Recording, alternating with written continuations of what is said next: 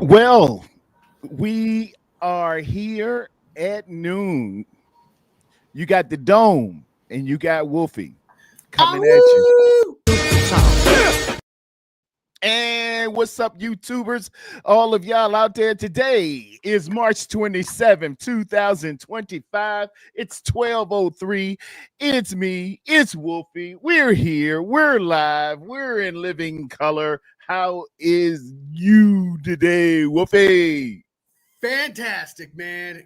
Took a shower, put the lotion on the face, ate the breakfast, everything's just the day's rolling really well. The dog took a shit on time, which was nice. Excellent start. And I worked my ass off to get here on time. I was like, oh my God. So I was trying to work my ass off. Got up at 7:30. Yeah, good start, man. Looking forward to some conversation and some good times. How about yourself, man? How's your Thursday, the day before? I had to work last night, but then I got to work tonight. But I pushed it back because Wolfie said, "Hey, he's gonna be available noon. We will make consideration." I got a quick nap and some goat fuel, which I'm trying to get a sponsor here. Goat fuel with the great Jerry Rice on it. So shit. So I need that. If you're watching goat fuel. Where do you get that from? That's a good collector's item in general. Yeah. I ordered it. I got to talk to my man. I got some deals in the work. I got some irons in the fire there, Wolf. I got some irons in the fire. Okay. All right. Trying to do a little something. Hey, man. Red Jet is proud of the dog taking a sugar honey iced tea on time. That's always good when you can get the animals acting right. Ladies and gentlemen, you've accomplished. Papa J in the house. Yep. Papa J out this thing. What's up? The Wolf Pack and the Golden Domers. The Wolf Pack with Golden Domes on. We got the Under the Helmet podcast. Yo, that sounds straight Philly. Yo, Adrian. Made famous by Rocky there, Wolfie. But I've heard. I've seen the names. Crazy Juice in the building. What's up, Crazy Juice? Juice Crazy. All right. We got some Crazy Juice check up in here. That's good. Yes. Good mentality. And we will engage targets as they appear. Let me go to my bookmarks here. Wolfie, it's been an interesting couple of, the last 12 hours for those of us that are Laker fans, and even if you're not a Laker fan but a sports fan in general, been a little beefing happened there, Wolfie. Apparently LeBron James was on the Pat McAfee show. Yes, I've seen this part for sure, and he was pretty candid. He's pretty candid about some of his feelings, and he addressed some things, and it's causing quite a bit of stir. No doubt. Him and Stephen A have had beef for about 3 weeks, which I thought it was all about LeBron's son, and they were live and licking at like third quarter, and he goes to Stephen A Smith and tells him in so unlimited terms, hey, you need to keep my son's name out your mouth. Yep. It was in front of God, Jesus, and everybody. It was like right in the middle of the game, Wolfie. Just like walking over. It was like walking over for a timeout, and everybody saw it. It was like the end of the third quarter or something like that. It was like the end of the third quarter. He just decides to go over there and little Stephen A. And Stephen A. looking up like, oh yeah. and everybody, nobody actually heard what was said, but you could feel what was being said. Something was going on. We learned a little bit later on. It's a bit engaging. Well, he does the Pat McAfee show yesterday, started reporting on it yesterday, and all types of little revelations come out, like he and Windhorse aren't that close and all of this stuff. And they talk about Taylor Swift and how Stephen A must be giddy all about it. And then last night, let's see if we can relive this as I share my screen. Last night, a DJ saved my life. This was the scene in Lakerville.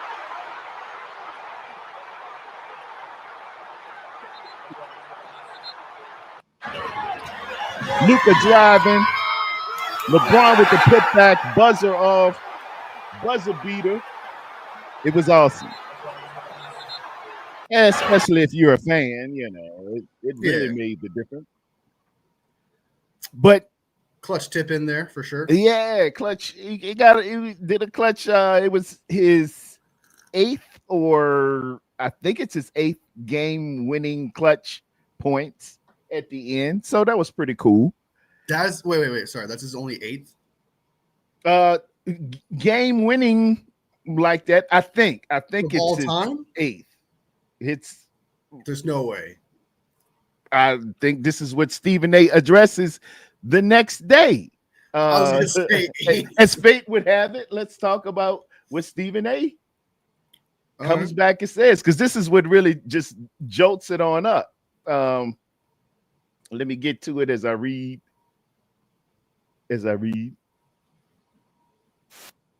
Probably 8th in the like maybe this year. Maybe? So just check it out.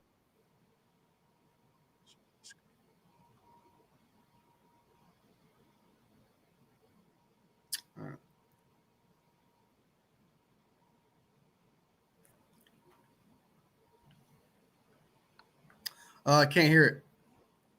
You can't get the audio is bad on it.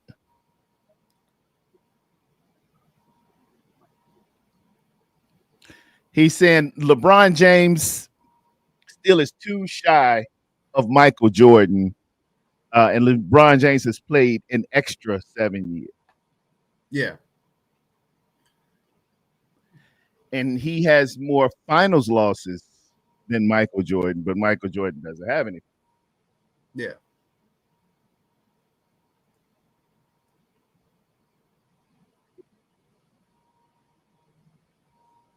Michael Jordan, NBA Finals MVP, 6. The most all time. LeBron has 4, but he's still got time, and he's played for 7 more.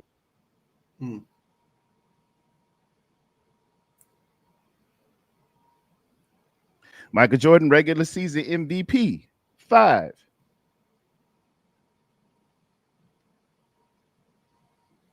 LeBron James, 4. But he has 7 additional seasons and a little bit more time.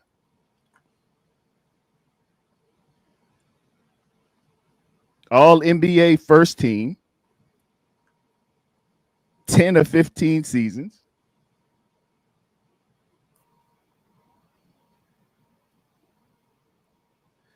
Hold on. How many Pro Bowls? He's saying what he's saying. Hold on. That's funny. Nikita and Steve-O in the house. Jake in the house. Defensive Player of the Year. Michael Jordan has won. LeBron James has never won.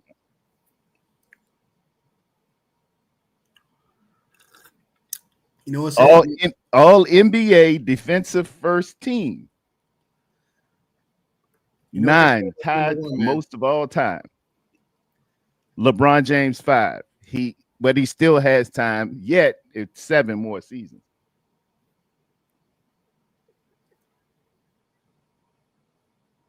Scoring titles, 10-1. Michael Jordan with 10, LeBron with 1. LeBron James does have an assist title, but Michael Jordan never had that. So it's pretty bad. And Michael Jordan led the league in steals on 3 occasions. Nice. Well, I mean, if you're he had 9 NBA game winners. Michael Jordan does. LeBron, as of last night, has 8. Still in your 22nd season, you're still 1 short of Michael Jordan.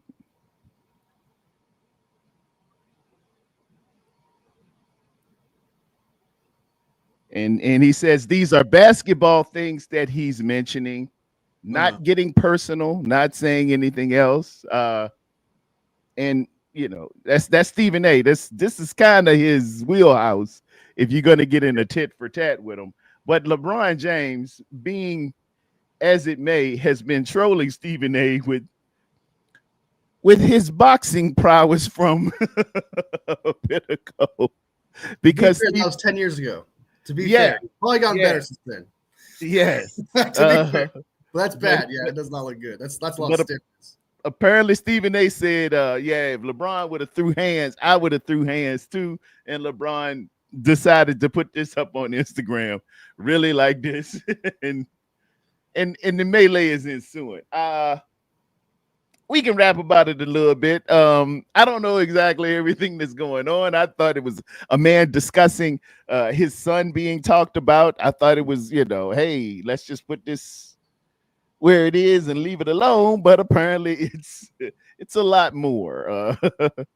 What are your thoughts? My thoughts. I watched it all. I actually was listening to this in the shower, believe it or not. And one thing I'll point out, I've been kind of like trolling LeBron fans because I'm not a huge basketball guy. I don't really pay attention to it, so it's kind of like whatever comes my way. I'll play devil's advocate for the sake of debate. Sure, like as you know, with the debate and LeBron thing, Michael Jordan thing. But I've been trolling just a bunch of LeBron fans on TikTok. It's just been absolutely hilarious.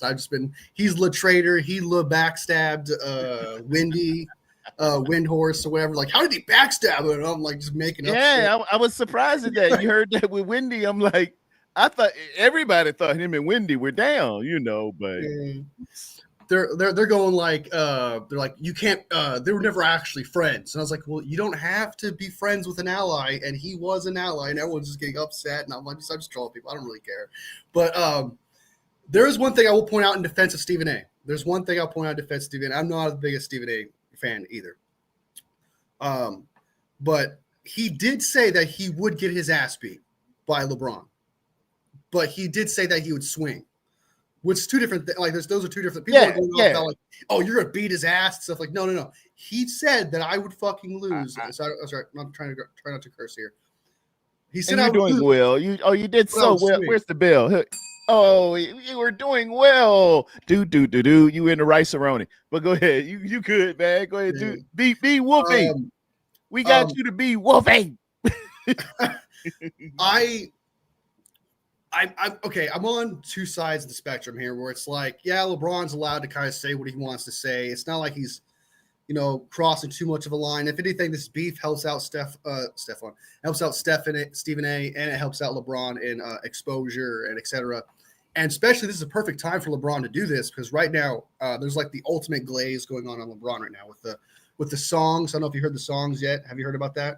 No, what's going on with the song? Apparently, all over TikTok, all over social media right now, people are taking famous songs and turning them into like LeBron songs. So like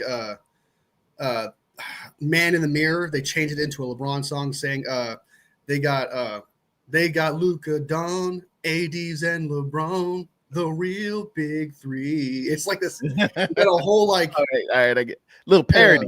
They got parody songs, and it's all over social media right now. So the glaze is high right now for LeBron James. So it's like the opportunity right now to just kind of jump on that with that kind of that's happening with him. And I have no problem with that. I really don't. But one thing I don't agree with is the fact that your son is in the NBA. He is the son of one of the greatest players of all time. That is sports media. That you're going to get talked about, whether you like it or not. It could be the son of Luka Doncic. It could be the son of Kyrie Irving or whatever in the league. He's going to get talked about. Right. And so I just feel like I understand like you want to be a defensive father, but he is in the league where in mainstream media, people say things that are like, for example, Brock Purdy. People talk shit about Brock Purdy. Right. We get defensive as if like we're his father.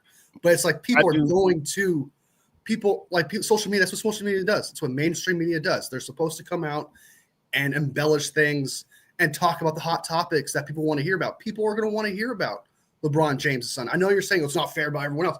Everyone else is not LeBron James' son. Not everyone else is Michael Jordan's son.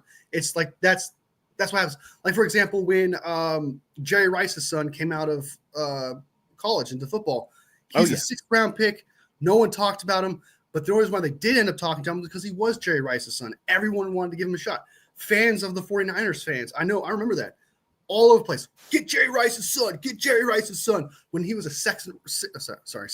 He was a 6th-round pick talent, 7th-round pick talent.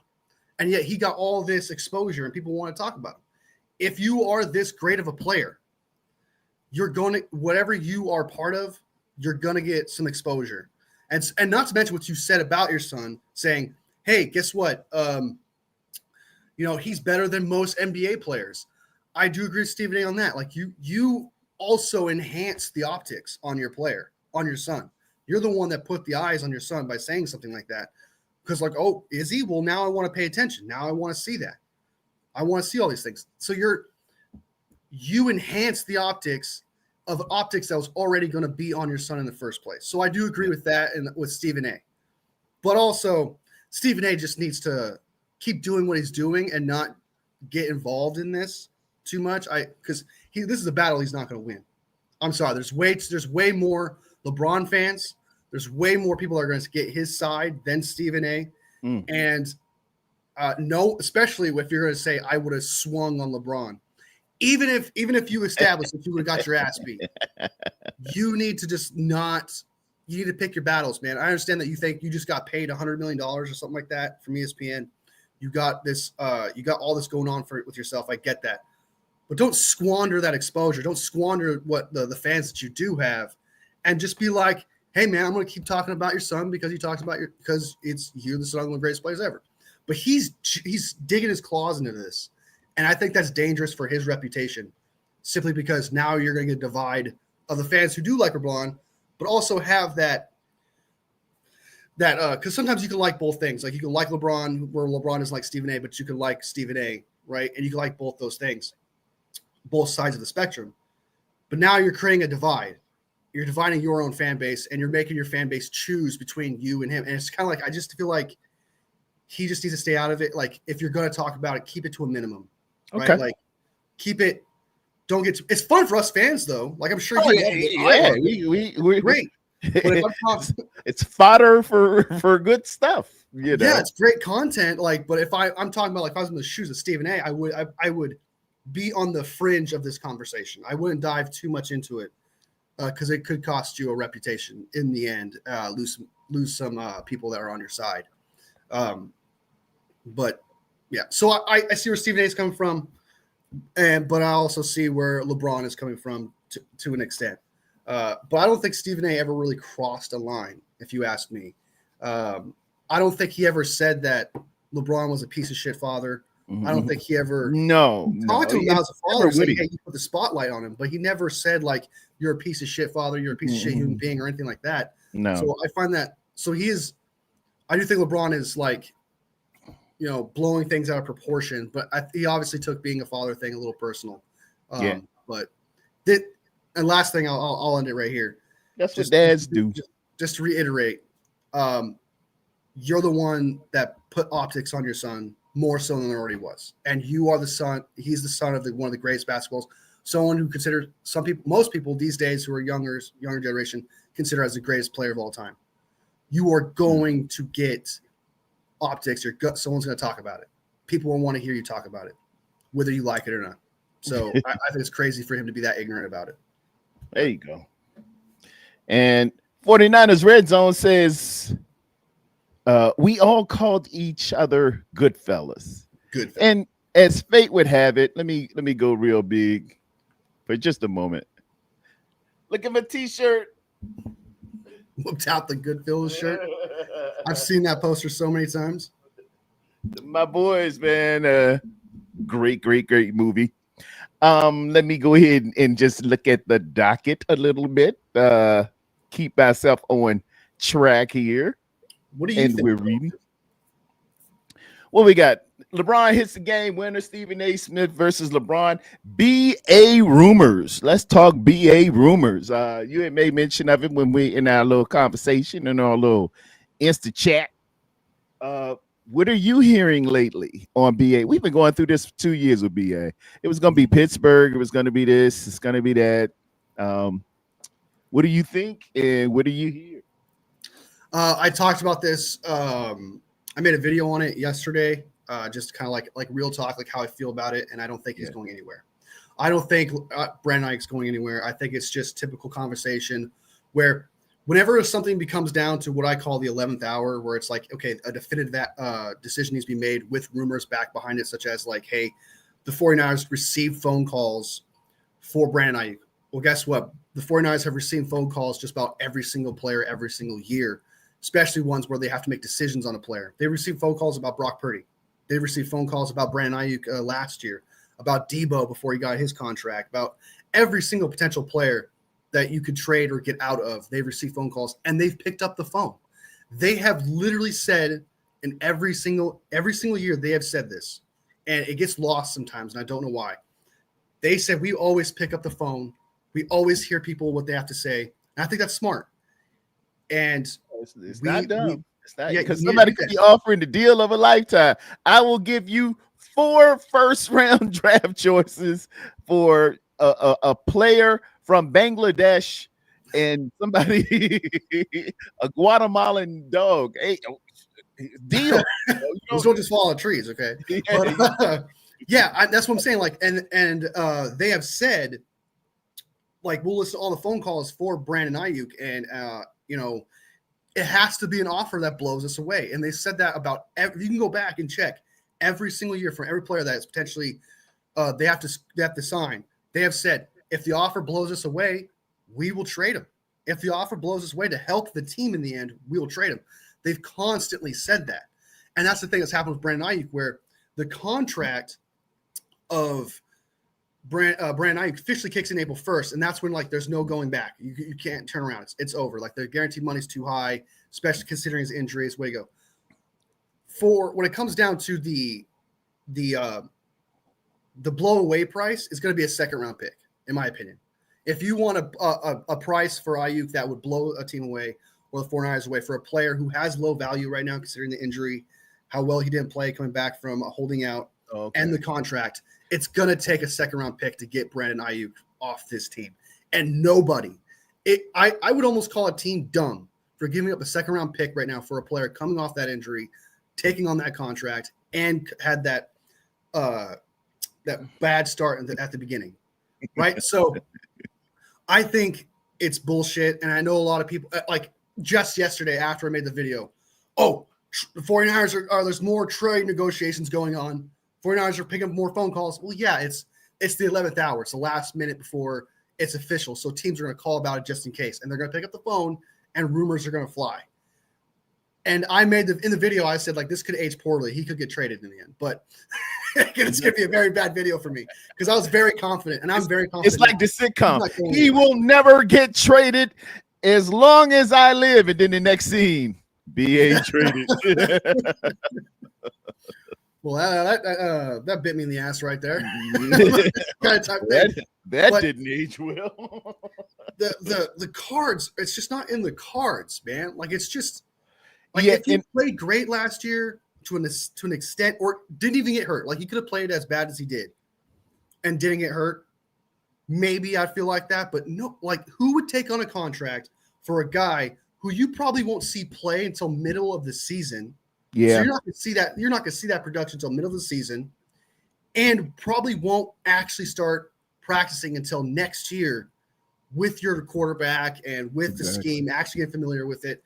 You might as well just keep the second round pick now, and then do the second round pick, like trade a second round pick next year for another wide receiver out there that's potentially get traded. Yeah, you're practically wasting a second round pick. I feel like at that point, Larry Krueger said, "Hey, what if a team offered 3 6th-round picks or 3 7th-round picks for Brandon Ayuk? Would you do it?" I would do it. No, man. No one would do that. The 49ers wouldn't even do that. I'm sorry. There's like 1 6th-round pick or 7th-round pick in a year that turns out to be great or good, right? Yeah. Like it's all depth pieces in that general area. Oh yeah, you just looking for a bottom of the barrel, just make the team kind of guy. Exact practice squad dudes, Wolfie, I think we just get enamored with the draft process. It's just this ambrosia of optimism about draft choice. If 4 of the 7, you usually have 7 draft choices in a team, and if 4 to 7 make the team and contribute, you've had a good draft. Usually, man, a lot of these kids ain't even gonna make it, and they're just gonna be surprises out of the yin yang. You're gonna have a couple busts. You will get a bona fide ball player, but we think of these draft picks as lottery tickets that can't miss. And you just start thinking about the optimism on what it could be versus what it's probably gonna be. Yeah. I'll play because it's draft season. And some people went, hey, what you do a mock draft? I got some people in the chat. We want to do a mock draft. Let's get a mock draft. What about a mock draft under the helmet? They've been banging tail for a mock draft. We'll get to that. It's going to happen. We have we'll get to the mock draft. We'll get there. Enjoy the show. Enjoy the conversation, man. That's what it is at the end of the day. But just, I guess my last point, I want to point out one more last thing real quick. So we just talked about the Brandon Ayuk thing. I don't think it's going to happen. Some people were saying, oh, well, they traded Debo. I was like, well, Debo, he's 29 years old. He wasn't good in the Super Bowl. He wasn't good in 2024 when we needed him the most. And we could get out from under his contract. We had an opportunity to do that. With Brandon Ayuk, it's not exactly the same. With Brandon Ayuk right now, if we were to trade him and move on from him, we're getting rid of a guy that, unlike Debo, Brock Purdy has had a perfect connection with. Brock Purdy can throw a pass in between 4 players, and Brock Purdy can trust Brandon Ayuk to be in that spot to catch that ball. We've seen it against Seattle. Debo, though, he can throw the perfect ball, and it goes right through his hands, bounces in the air, and it's an interception. With Brandon Ayuk, that never happens. Brandon Ayuk is a more trustworthy target for Brock Purdy than Debo ever has been. Now, coming back to one last thing that I want to talk about with that. People are saying, oh, Kyle Shanahan doesn't like Debo.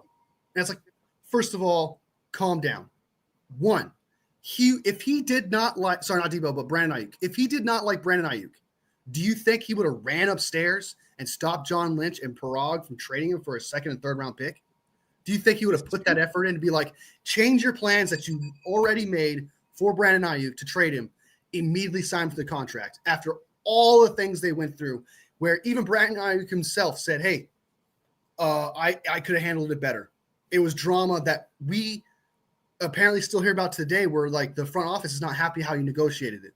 If that was the case, they never would have gave him the money.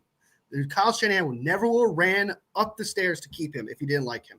He likes Brandon Ayuk and wants to keep Brandon Ayuk. I really believe he does, and all the actions, like you mentioned, how he ran upstairs at the 11th hour to get and make sure that we had the deal. But I think what's putting them off a bit was after he got the money. Well, I'll say this, the shenanigans that took place, because even I, a wonderful BA fan, BA is the only receiver in the last 10 years that made me jump up out of my seat. It was when he hurdled the kid from, I think we were playing Green Bay, maybe Philly. You're playing Philly, I'm talking about. Yeah, and he hurdled the guy, man. I jumped up. The BA he's got, and he's tough, and he's everything I like in a receiver. But his shenanigans that was going on during his trade last year, last offseason, with the hanging out with Jaden Daniels, which nothing wrong with that, but then posting B-roll of them at practice. I rolled something out from the Hollywood Nights. This is a movie way before you were born that had Newbomb Turk and the sheriff on there saying this is way out of line. And then the shorts deal, when he finally got the deal, he's out there with the wrong color shorts, and it just seems like he's a temperamental kind of guy, and receivers are the further you get away from the ball, the more temperamental and emotional guys get who play football. It just is that way. I don't know what it is. It just is that way. The further out, you always have some quirky receivers and a little bit of quirkiness on cornerback. You got Asante Samuels going at prime, They just get that way. I'm telling you, Wolfie, I've conducted the study. The further you get from the ball, these guys get a little quirky. But other than that, man, BA has shown nothing but true moxie, blocking downfield, unselfishness, and he did get open in the Super Bowl. He's clearly open on that little rollout that we had, but Brock couldn't see him. Obviously, the play was designed to go number one to Jawan Jennings on the quick out, but a misblocking assignment. But I mean, I don't blame him for that at all. Yeah, he's wide open over on the side. And when the Kansas City Chiefs were talking about, he said, who was that receiver just wanted to fight all the time? That's my dog. That's my guy. While Debo got 11 targets in that game, just saying. My God. Yeah, dude. He could not get separation to save his life. I agree with there. I think a lot of people are like, "Oh, he's a diva." And he's not a diva. The reason why I say that is because no, I don't want to say diva, but they are little.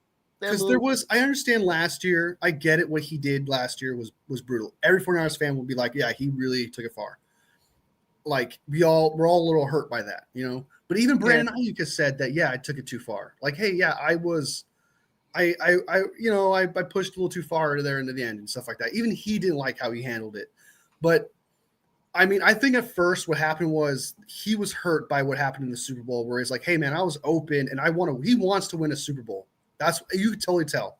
And I think what happened was when he realized how much he was open, he realized how Debo dropped the ball and realized how much Jawan Jennings was getting the ball a lot. And he was thinking like, man, I can contribute. I was obviously opening in a certain place. That would hurt anybody.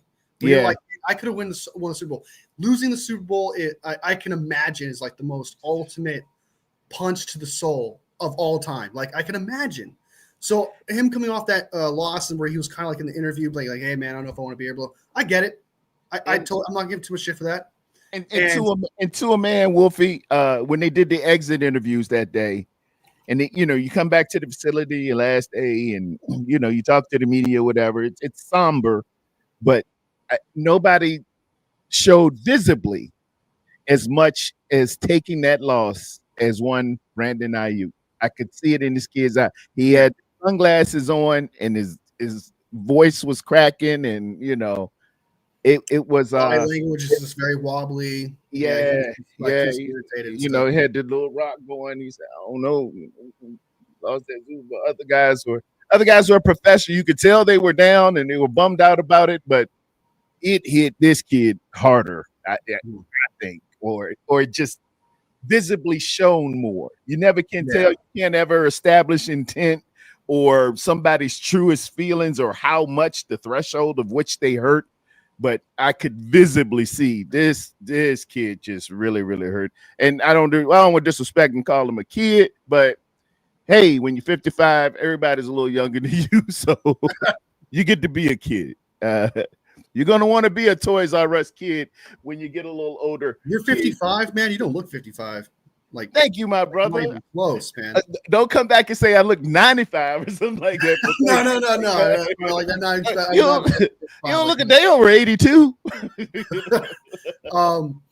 Well, I think that's what I'm saying. Like, I feel like it kind of, if you really stop to think about it, it's kind of like that's probably where I don't feel as valued kind of type thing. So give me the contract I want, where you're telling me I am the number one wide receiver, because he wasn't treated like that in the Super Bowl when he should have been, because Debo was treated like the number one wide receiver when he can't be. Debo is a complementary piece. He's an elite complementary piece, and they decided to use him as a wide receiver in that situation. But all the times that Brandon Ayuk on and off the field in 2023, 2022, 21, the time where he was in the doghouse, he never complained.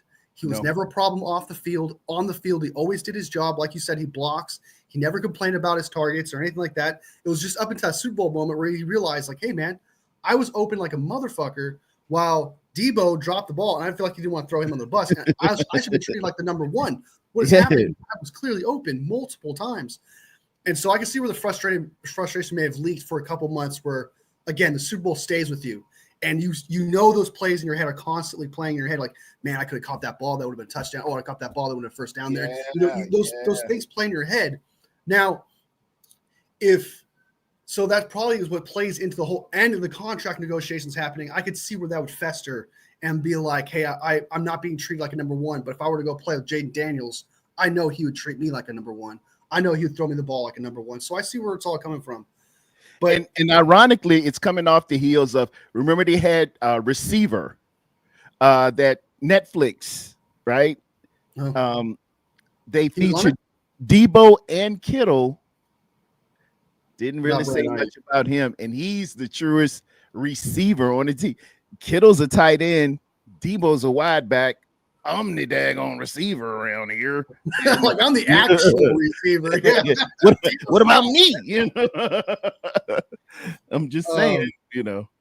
Yeah, no doubt. So I think that I see where the disrespect that like at first I didn't see it, but it really took me like maybe towards the end of this season that I realized, especially missing him this year, that I was kind of thinking like I could see why it kind of got out of hand like it did. But I don't expect Brandon Ayuk this year to act like that. I don't expect Brandon Ayuk to carry on that kind of animosity or that kind of energy anymore. I just think the accumulation of everything that was happening, negotiations on top of what the disrespect in that 1 year was happening. And I think that he's going to come back. He's still young. He can come back from this injury. It's possible he's not the same. Like, I'm not going to be ignorant towards that. Like, what happened to his knee, he completely obliterated it, which is going to mess with his route running. Potentially. But it's possible with how young he is, he could come back from this, especially how far medicine has come since, 20 years ago. So, yeah, I think keeping a guy like that who can connect with Brock Purdy the way he does, the way Brock Purdy trusts Ayuk way more than he would Debo or anybody else, I think that keeping him around would be huge for Brock Purdy. And not to mention, like, the contract. Like, if you I was going to look at that. The cap hit for that, or somebody's got to pick up that money that he's due. And, it's still going to be charged. Those are the implements that have been put into contracts to make sure you suffer a cap hit if you just decide, hey, yeah, I'm letting this kid on go, before it's time to get that big money off a void year. It would hit us, I'm thinking 31 million perhaps. I've heard numbers like that. I got to look at Spot Rack or one of the other sites, but I know that it'll be something significant. It would be. And what I want to add to that is like for the talent that you would have got for not Brock Purdy, but the talent you would have got for Ayuk and how much he's getting paid, that's going to be significantly less percent of the cap starting next year when he's actually going to start playing. It's going to be worth the talent that whatever you overpay you thought he was at the time, going to be worth that money if he can get back to form for Brock Purdy hitting that salary cap the way it was. Like you players that can connect with your quarterback the way he does. Like, you don't understand, like, some people don't understand. Like, there's chemistry is important. And when Brock Purdy knows where Brandon Ayuk is going to be, especially considering him being one of the best route runners in the league, that's important, especially for someone like Brock Purdy's talent. Like, the reason why people consider Brandon Ayuk possibly even the best route runner in the league, the reason why that's so important to Brock Purdy is because he relies on route running. He relies on your guy to be there when he throws the ball. I got you. You got to be in the spot here, bud. It don't work that way. Remember, he had to get on. Who is the little guy we got from Pittsburgh? The one that was kind of a Ray McLeod. Yeah, Ray McLeod, man. Ray would get in there and try to hit his moves and do some different stuff, man. I remember Brock going to him and one guy, come here, man. It was like, what are you doing? And then Kyle came over to him and said, what are you doing? I'm showing him my moves. I'm showing him my moves. You don't need to do it. No, don't do that. So that's what I'm saying. Like, you for Brock Purdy's talent, where it takes anticipation, he's going to throw it before you make that cut. And there's no one better, even if you don't – I don't think Brandon Ayuk has the greatest hands. And what I mean by that is, like, he doesn't make those one-handed catches. He doesn't make those outstretch, like, super grabs. He does, like, once or twice. But I don't think he has the greatest hands. But if the ball hits him in his hands, like right here, he's going to catch that thing. 12 inches in front of the numbers. That's all I can ask. So if Brock trusts him to throw, if Brock can throw it accurately in that spot with anticipation, and he has one of the best route runners in the league, that is a combination for a guy that doesn't need to make those insane catches. He just needs to be in that spot where the ball is going to drop, and that's what he does. And Papa said he remembered that about Ray Ray. Yeah, dude's name Ray Ray might do a little something every now and again, man. You gotta bring him back up. Let's jump on this mock draft. What's gonna be our overwhelming theme? I made a Venn diagram of what we're looking for here, ladies and gentlemen. Let me pull that up real quick. Where's my Venn diagram? Take it. Okay, here we go. Boom, right there. Open it up. Let me show y'all what we're looking for here. Real quick, let me get some shout outs to some people. Wait, shout your folks out, man. Shout out everybody. I usually do it with some music, but shout your peoples out. Shout your peoples out, man. Raiders fan in the house. Raiders right in the house. Val in the house. Tyler Helton, the best Chiefs fan I know in the house. Good to see you. Good to see you. Thank you guys for joining. Jeff, what is up? Welcome to the stream, man. Yeah, everything is all good, brother. We're allowed to disagree. You're allowed to have opinion on a player, man. I'm not gonna be upset if we don't agree on stuff, because at the end of the day, it's just a conversation. And the only way you have a conversation is by having your own opinion. And I have my own opinion, and we build off that and just have a good conversation. That's all it's about. Yes. Right. Don't even worry.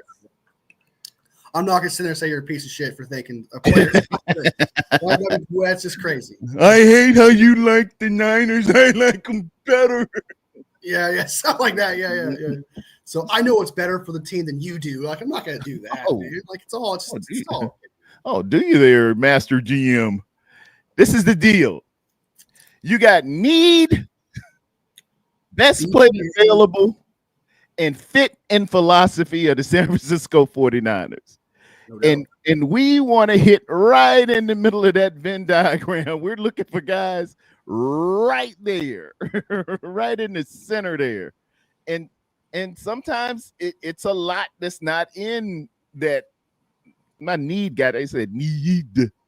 I don't know what that happened on. I got to change that. But that's what we're looking for here, folks. We're trying to get what we feel is a 49er. Let me bring this up on the Niner news here, because a lot of times we go after those who we meet with. And it speaks a lot, whether it's virtual or they actually come into the facility. So that being said, there's a wonderful site, 49ers Web Zone, you can go to, and they will say 49ers 2025 pre-draft tracker, visits, meetings, workouts, picks. Go to that thing and scroll on down, giving us a list of how many picks we have, where they are, and where they fall within the rounds of the draft themselves. And then they have visits. And then I started looking for interests. And lo and behold, they had visits. There is your boy right there. Tight end Harold Fanning Jr. of Bowling Green. That bodes well for you. I know you like that kid a great deal. God, he's so good. His catch radius is insane. He is. Dude. He was really, really productive on PFF, and I watch him on film. The kid, he's got something, man. He's got something. He's good. He can be a productive. It's a tight end rich draft. Pause. Hope I ain't, offend anybody here. Reported interest. I like Trey Amos. I haven't looked at a lot of these other guys. I always the outside linebacker, and I'm gonna let y'all buy a vowel on there before I say. Let me go ahead and attempt it. Oluwafemi Oladejo. Oladejo. Oladejo. I'm a little hesitant on Pac-10 defensive ends, but. Yeah, you're not a fan of those for sure. I'll give them a second look. I'm willing to, you let things lie. A lot of cornerback action here. Darian Porter out of Iowa State, and Iowa State has got some real nuggets, along with Joshua Pickett, Duke University. That's down here. He never really jumped off. I'm an ACC guy. I watch the ACC all the time. He never really jumped off the screen to me. They're going to go and check on these pro days, school conference days coming up. they already been to Stanford to see this wide receiver, Oyemaner. That sounds good. Alec Oyemaner. The buzz around it is like he's slow or he can't separate or something. But you know, if John likes you, he will go and see you. Go ahead. He did catch an incredible back shoulder pass over Travis Hunter, who was covering him, and it was pretty good. It was a pretty good catch. I made more there, and also he's a good blocker too. He's one of the best blocking wide receiver in the draft, and we all know how much Kyle Shanahan loves he loves wide receivers. Yeah. So if he can catch the ball, man, and even in tight coverage, things of that nature, maybe be like a Juwan Jennings type of player, you know, where like even Juwan Jennings doesn't get the greatest separation ever, but like he, you know, with Brock Purdy, how accurate it is and stuff like that. If he can just run the route he needs to do, Brock Purdy put in the spot he needs to for someone like that to catch the ball. Juwan Jennings can do that. I think Maynor is kind of like that, but I wouldn't take him in the second round. And that's where he's projected to be like a late second, early third round type guy. And I'm not about that. We need a guy who, if you're going to draft a wide receiver, it's got to be like later on. If we draft one in the second, I'd be kind of upset. There's way too many needs. And not to mention, not only do you have needs, you have players in the second round that are going to be good and starters day one. So it's not just needs, it's also its potential best player available. So if they get a wide receiver, I'd be genuinely upset. Carson Schwessinger of UCLA. I've heard some good things about him. I'll take a second look at him as well. And I'm going to look at offensive tackle Jordan Williams. I'm going to take a look at him. Georgia Tech. Because Georgia Tech runs the ball so great. I don't want to relive this, but they beat the U, and that started our little downward trend. It's no need in rehashing old stuff. But Georgia Tech can run that rock, man. Also, I heard they had a virtual meeting with a bit of a fine Mr. Elijah Roberts. Elijah Roberts out of SMU is one of the top-ranked defensive linemen in the entire PFF at 6'4", 295. Worth taking a look at, y'all. Worth taking a look at. Right. And as we go to the mock draft simulator. This is the guy you're talking about. Like, you're a big fan of him, right? Yeah, because I slipped on that, man. I was looking for productivity and guys who have a lot of hurries and a lot of sacks, and he's ranked further down than the pool I thought was, you know, the top defensive lineman. And, you know, lo and behold, I keep clicking and going all the way down, and I heard that they had interest in him. And I said, how did I miss this? You know, and looks like a good kid, man. Maybe it's something he did, but he fits the bill for everything I like. The size, the quickness. He's got great hand movement. He has maturity in terms of his spin moves. He can get you off balance. He can bull rush you. And as far as I hear, that maybe he's a little weak in terms of, you know, he hasn't gotten his grown man strength yet, but the college productivity is there. He's on par with the rushes of what's going to be probably the first pick in the NFL draft, Abdullah Carter, with rushes, with hurries at 45. Either Abdul or Mike Green, one of the two. And there's not many. How many defensive line players are coming out of SMU? So he's pretty much. So it sounds to me like because I haven't heard much about SMU. So if there's actually, I feel like if you have players coming into the draft or players that are going to be future first round picks, that helps you out immensely. So like Mason Graham gets helped out by Kenneth Grant, gets helped out by Josiah Stewart. SMU, though, well, I don't think there's really anybody coming out of that college on the D line. No, Elijah Roberts is the only one doing the work, and I feel like that says a lot about him. Yeah. I like the idea of Elijah Roberts. 7.5 sacks, 2 forced fumbles, 35 tackles, 17 that were solo by himself. I would like that number to be a little bit higher, but look at his hurries. I like 6'4", 285. Can you see his hurries? I do not see his hurries here, but hold on. Let me see his other. I'm checking that right there. Um, he has 11 tackles for a loss. I do not see the hurries. I don't see the hurry stats that I can find Let right me here go real to the big quick. board real quick. I'll show you what But jumped he's out. 11 tackles for loss is pretty good in 1 year. He has one pass deflection, two forced fumbles. He's got pretty good production, but it is ACC though. Isn't say ACC like kind of They just moved to the ACC. ACC is where you get your special stuff. That's our country here. ACC has Florida State. ACC has the U. ACC has Pittsburgh. ACC has Louisville.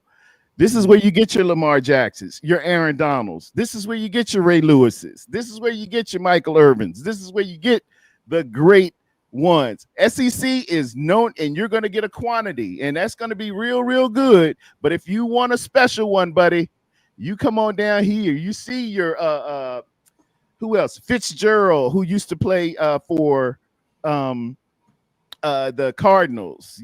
They just Michael Vick. ACC country is where it's at. Ask those players who are Florida State guys who are on both the San Francisco 49ers and the Los Angeles Rams. ACC got some stuff for you, man. Always, don't never estimate the ACC.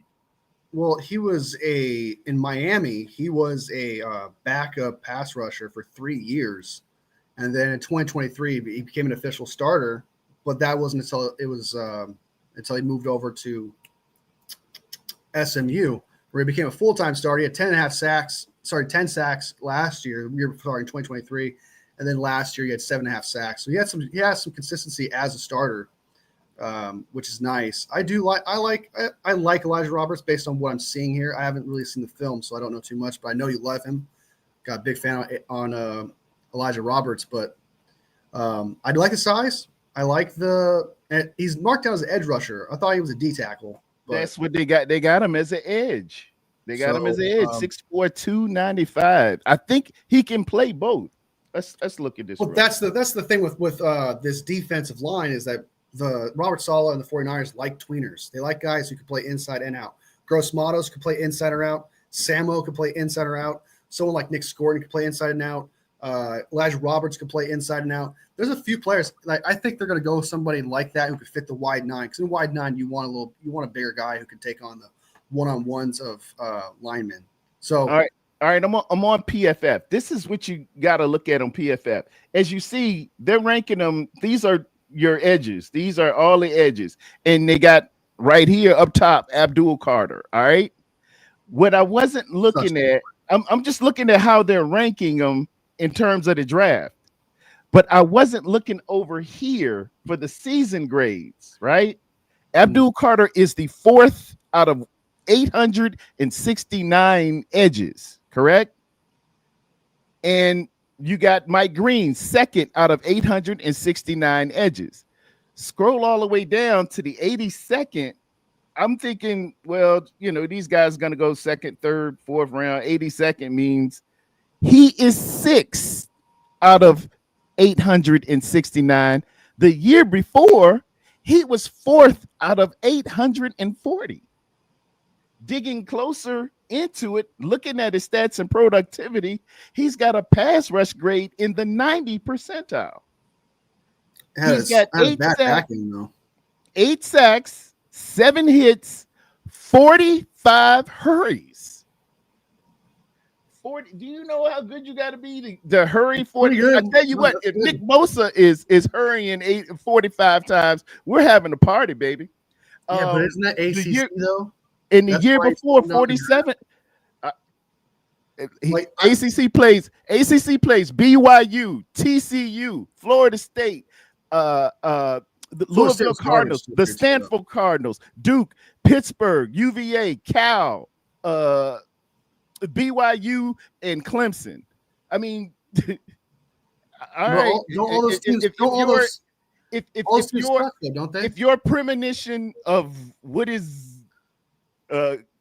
big time is not a Power 5, it's not like we're playing Little Sisters of the Poor University here. These guys, they get paid too now. I'm just saying.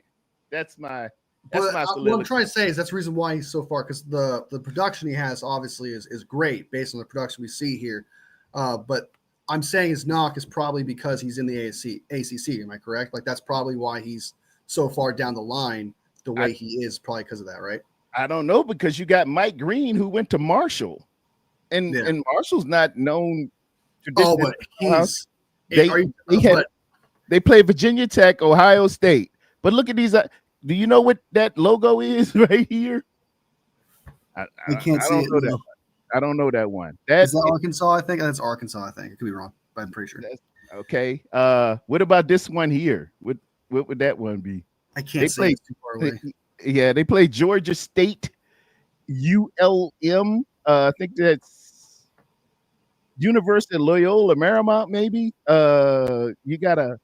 That might be This Delaware. is where, but this is where film comes in, though. Like what I mean by that is like I don't know. I haven't watched film on Elijah Roberts, so I can't make that prediction because I don't think production's everything's based on what competition you play. I also want to see how you got those sacks, how you got that pressure, how you got that play, because sometimes the quarterback walks into you, or sometimes you luck into a play, or sometimes the lineman makes a mistake. Things like that happen. For Mike Green, though, I've seen him play, and for the love of God, he is so good.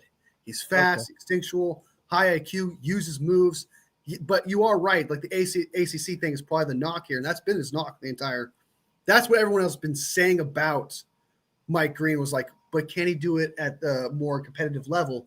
We don't know. But when I watch him play, though, I see it. Elijah Roberts, if I were to ever watch him play, maybe I can make that prediction and be like, hey, I feel good about kind of like Joshua Farmer.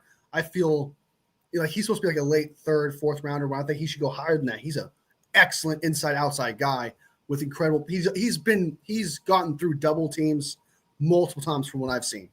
You're right. He does the Aaron Donald swim move thing. When it comes to Roberts, I don't. Yeah. Okay. Well. As fate would have it, Tarrerdome ain't gonna tell you something he ain't looking. Did you see the bull rush on this one? Hold on, let me slow it down for you because I'm at 100. Where's he at? Fast. You see the straight bull rush there. He's standing up here, double team, hustling down the line of scrimmage, no gain, and causing a fumble, causing mischief. He faked them with the hezzy on the inside and came out on the outside. That is Clemson University. He got support on that down in the stance here. All right. Well, did you hold on? Let me take it back. Wait a minute. Let me take it back. Like there was two other. Let me slow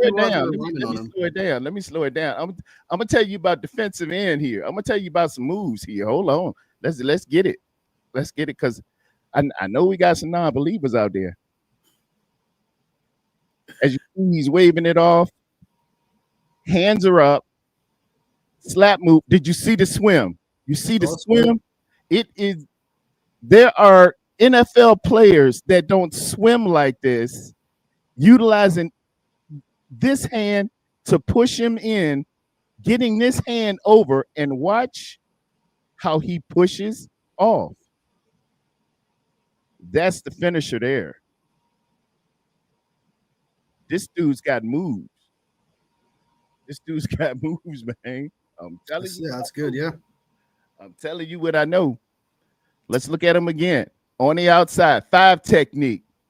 Looking down the line, hopping to be athleticism, getting the ball out. That's what we're looking for. Playmaking. Look at oh Lord Jesus. Good bull rush. that tackle did not see that coming at all. That was Penn State, right? Is that Penn State? I think no, that's not Penn State. I don't know who it is. It's playoff first round. They're playing in the playoffs. I don't know who that is, but this is the product of you being quick and able to move side to side, right? Look because at that tackle, after that tackle listen to me real quick. Hold on. Let me tell you. Because he's been beating you with his quickness, you now get back on your heels, or you get up on your toes because he might. Just let me talk real quick. Hold on. He's been beating you because he's been moving side to side. He's been moving laterally on you so much. So what you do is get up on your toes. So I got to be ready for his move side to side. He utilizes that, sees that you're up on your toes, and now it's time for the bull rush. That is the product of having multiple moves and multiple ways of beating you. Again, look at one arm is longer than the other. One arm's longer than the other. This kid's getting it already. Look, you see that? When he puts that one hand in his chest, one hand longer than the other. That is a grown man. Man, he's got a plethora. Oh, that is the Reggie. Hold on. Take that back. That's the Reggie White hump move that he took from Howie Long. He's getting your weight on one side, and then grown man using a forklift for his right arm and throwing you into the other side. Man, making the play, finishing them off. I see some good things here. This, what we always get on some of our defensive ends, this is called forcing the edge or setting the edge. Yeah. You see how and he kept his outside arm free, and he's able to move laterally and force this either inside or make the play yourself.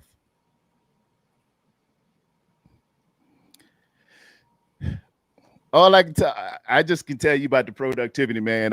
I've been watching this game a long time. I'm just telling you what's up. Hey, what's up there, David McNanna? All right. No, I like what you showed me there. I like the fact that it I don't obviously I would have to see the other thing that you're talking about where like he set the guy up for that bull rush, right? Where he felt like he had to be nimble in that situation. That if that is the case, take your word for it, if that is the case, that means it shows that he has a game plan and he has a scheme for himself. Because a lot of players, such as like James Pierce, for example, just goes off instinct and stuff like that, from what I've seen. But like if someone like that uses football IQ, where it's like I'm setting up the lineman to fail, like in a very high Q theoretical way, then that's good. That means this guy knows what he's doing. He's a look what he has to do to get to the quarterback. And where it's like he's not thinking about just this one rep. He's thinking about setting up this tackle. I'm setting you up. Yeah. I'm setting you failure, which is a great trait. So if you are correct that he set this guy up for that kind of a bull rush, because when I saw that, I was like, that tackle was asking to get bull rushed. I was like, look at his feet. And it's because he's been beating them with his side to side. So he made the tackle get up on his toes. Yeah. Now you can't set down in there. You can't anchor yourself like you're supposed to by pronating your hips. You know, you just sit down in there and take on that good bull rush with a good flat back. You got to get up on your toes because this guy can move side to side. And when he does that, he takes the opposite. If he were to sit down in there, now he's subject and suspect to move laterally side to side, and he's around you, and he's doing that swim move. You see what I'm saying? Yeah. That's the beauty of having both a bull rush game as well as a nimble side to side game and the utilization of your hands. That's all I'm saying. Well, with great size. I liked what I saw. There. He's a good player. Thank you for your interpretation. All right, you want a mock draft? We got to get to the mock draft where we at an hour and 3. We is on the simulator here. We're going 7 rounds. All right, we're not making any trades, just straight up, right? Or what would you prefer? Or we got to throw the audience in here too somehow. We'll let them. I think we should because they was talking about why did you move back? Why did you trade back? We got a plethora of great players, but there's so many, to pick up 13 players, but we'll be cool. I would just real quick go back to Elijah Roberts again. I still like that's still limited film. I'm not going to make a judgment based on that, but from what you showed me, I liked what I saw, like potentially wise. That does seem like someone that the 49ers would be interested in, especially considering how well he was on the inside and how to manipulate guards on the inside when he's supposed to be an edge. I think that's pretty good. His ability to from just, again, this is a small sample size, like so it's kind of hard to judge it. But I liked his ability to move through the linemen, like pick his pockets and find his hole to pursue the quarterback. It's like I don't know. I liked what I saw there. I'll definitely give you that. And then he has, from what I saw, I'm trying to think of the word, not underwhelming, but unpredictable strength. Like you can't. It doesn't strike me as the guy who would have that strength from what I saw with that one arm thing you showed me there, and then the power he has with the bull rush one where you showed me that. I feel like a lot of people could have done that with because he was set up for that. But yeah, I mean, like I like his size. I like his a fit for the 49ers. He can set the edge. That's something so very important. We didn't have that last year, and it showed. I could show you films on who we got Leonard Floyd, right? Leonard Floyd at 248 was getting passed around like a joint at a daggone Bob Marley show. He got thrown around a lot because he's smaller. He's just a smaller frame. It's just simple physics. Those guys are 6'5", 310 pounds. You're only 248, although good. Physics is going to matter. A good big man will beat a good small man over time numerous times. With this kid being 295, you're not going to have that luxury anymore of just throwing my end around and tossing him like a rag doll. Well, that's the thing. Like when you showed me that one clip of like him having his arm out, he wasn't allowing himself to get locked up or pushed back. He was like, okay, I'm setting the edge here. I know what my job is. I'm not going to go out of my way to do more than I'm supposed to do. Like, because obviously, like you like him as a pass rusher, and some people get caught up in that. I gotta get the quarterback. Or I have to go to the running back instead of the running back coming to me. He obviously has the mentality to be like, okay, I'm gonna stay in my lane and know what I have to do to make the play. And he was able to prevent himself from being locked up, which is something you need to do as when you set the edge. And for him allowed to do that, where the lineman was like trying to like, I'm trying to lock you up. He's trying to push him, and he was like, no. Yeah, that's a defensive end thing. That's one arm is longer than two. One arm is longer than two. My cousin coaches defensive lineman in Richmond, Virginia. Shout out Michael Terrell, you bad man. And that one arm is longer than two. You're just longer like this, and they can't get to you. You've made yourself skinny, and he has no surface to hold or get to you, and your chest is locked. He's also like he's a little bit lower too. Like he's kind of like this, not necessarily like good that. leverage. Good leverage up here. Good leverage. If you got that hand up in a man's chest, a kid can move a 200-pound man by getting under him and pushing him in his chest. He just can't. It's just leverage. Yeah. I watched my son's highlights. My son? He looks good. Oh no, Papa J, that was me.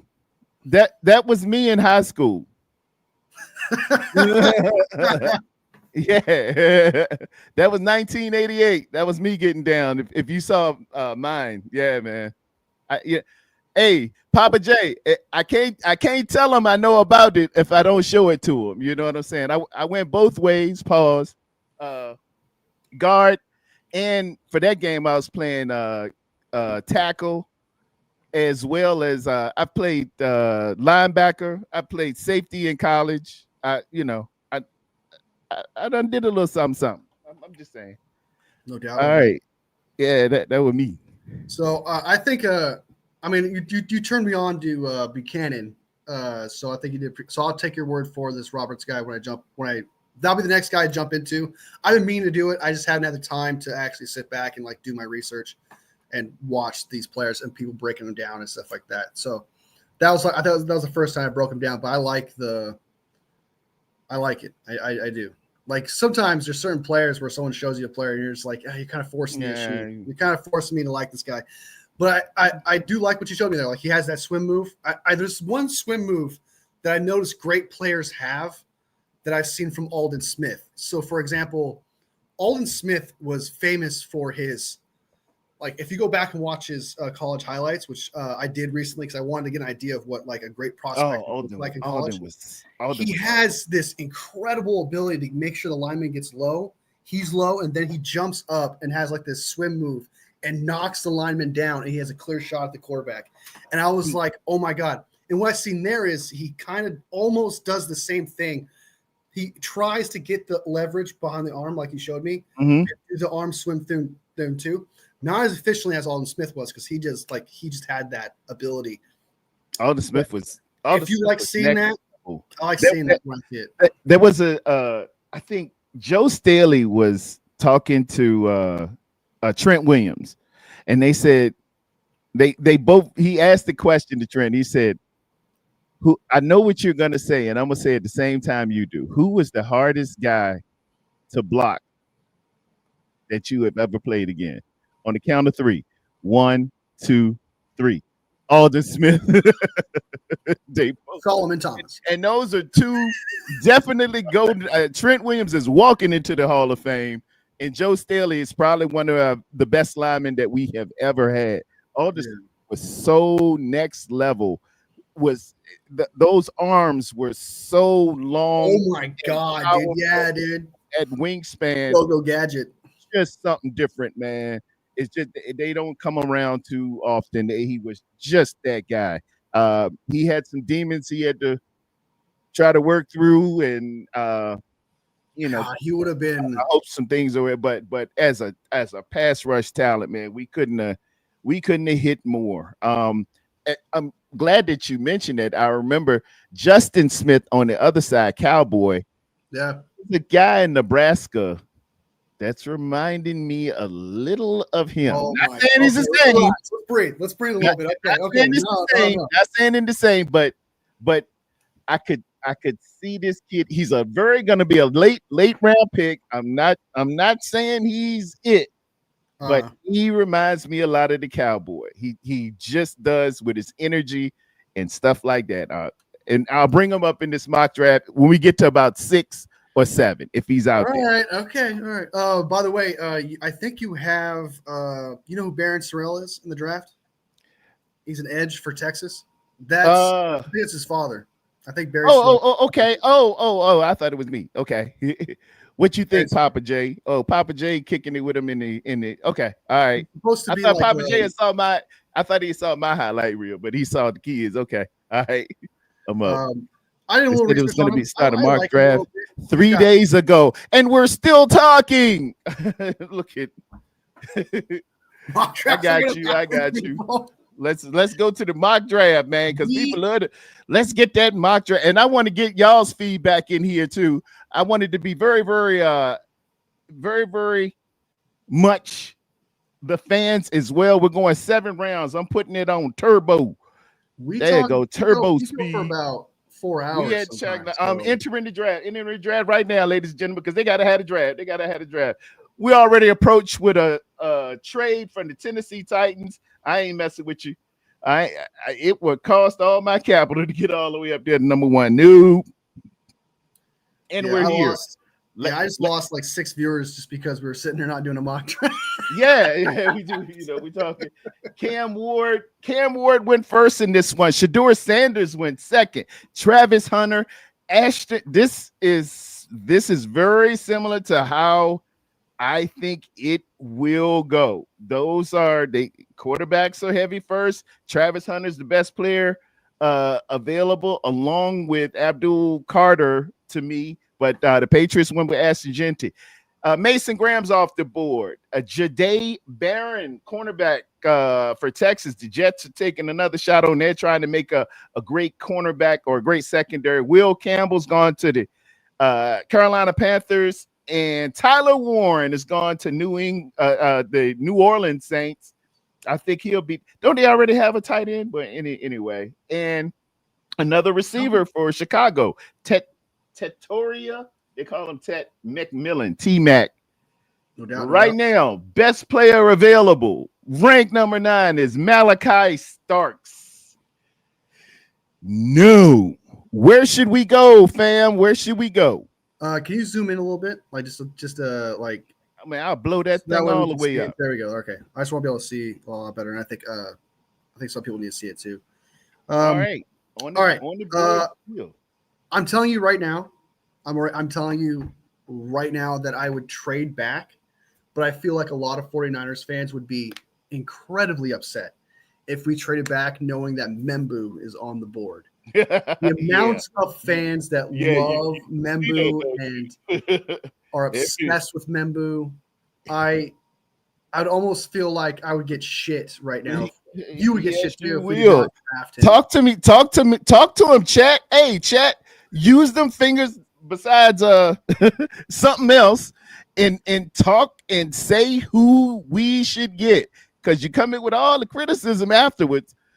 You're the GM right now, chat. Blow it up. Let me see you football people. Where would you go on this? We got needs and we got best player available. How would you go? There you go, Rod. There you go. See, Rod says, hope y'all not going to trade back 27. No, Rod, it's all on you. You the GM. Because we traded back, dog. All right. You got it going on. There you go. There's an answer there. Armand Membo, God, that's what I'm talking about right here. And that is where we're going. Thank you, Ty Austin, for coming with the productivity and not the subjectivity. I got Armand Membo. That is the pick. It is in. Next draft, next item up for bids. Let's scroll all the way down and see what we got. We're at 43. We have got our tackle. What are we looking for now? Drop it in the chat at 43. Come on with it. Yeah, I'm seeing your chats, man. What we could do is, I thought this would be a good idea. What Brad Graham did yesterday or the day before, he did a thing where he had a vote. So he got like 4 players or 4 options, and then everyone in the chat would vote, and they had like 30. They had like 6 seconds or whatever to vote. I thought that would be a good idea. So that way we know what people want the most.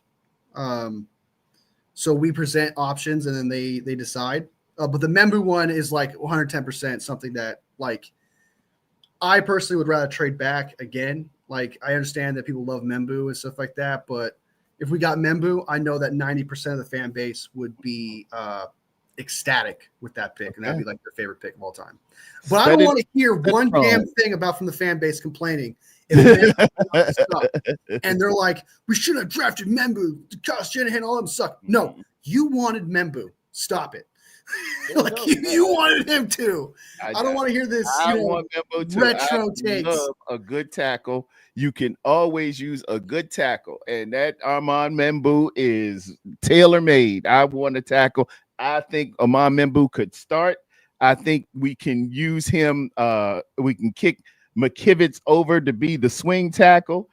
If Membo isn't big enough, kick him in at right guard and use somebody else to be the swing tackle.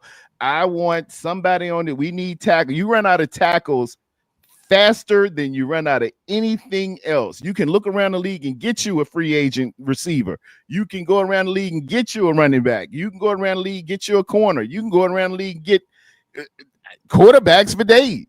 You can't find good tackles.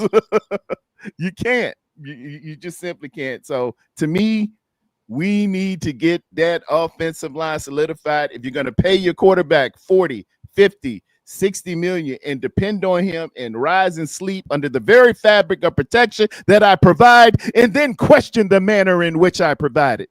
That's from a few good men there. You need to have you be protected. Don't buy a new car without no insurance. All right, 43.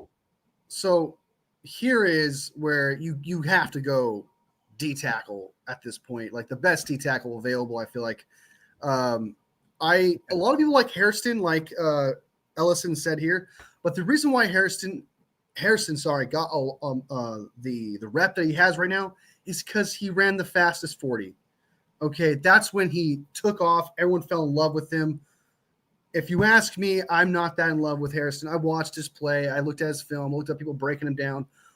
I don't see a guy that needs to be taken in the second round. I'm sorry. I don't see it. I understand he's fast, right?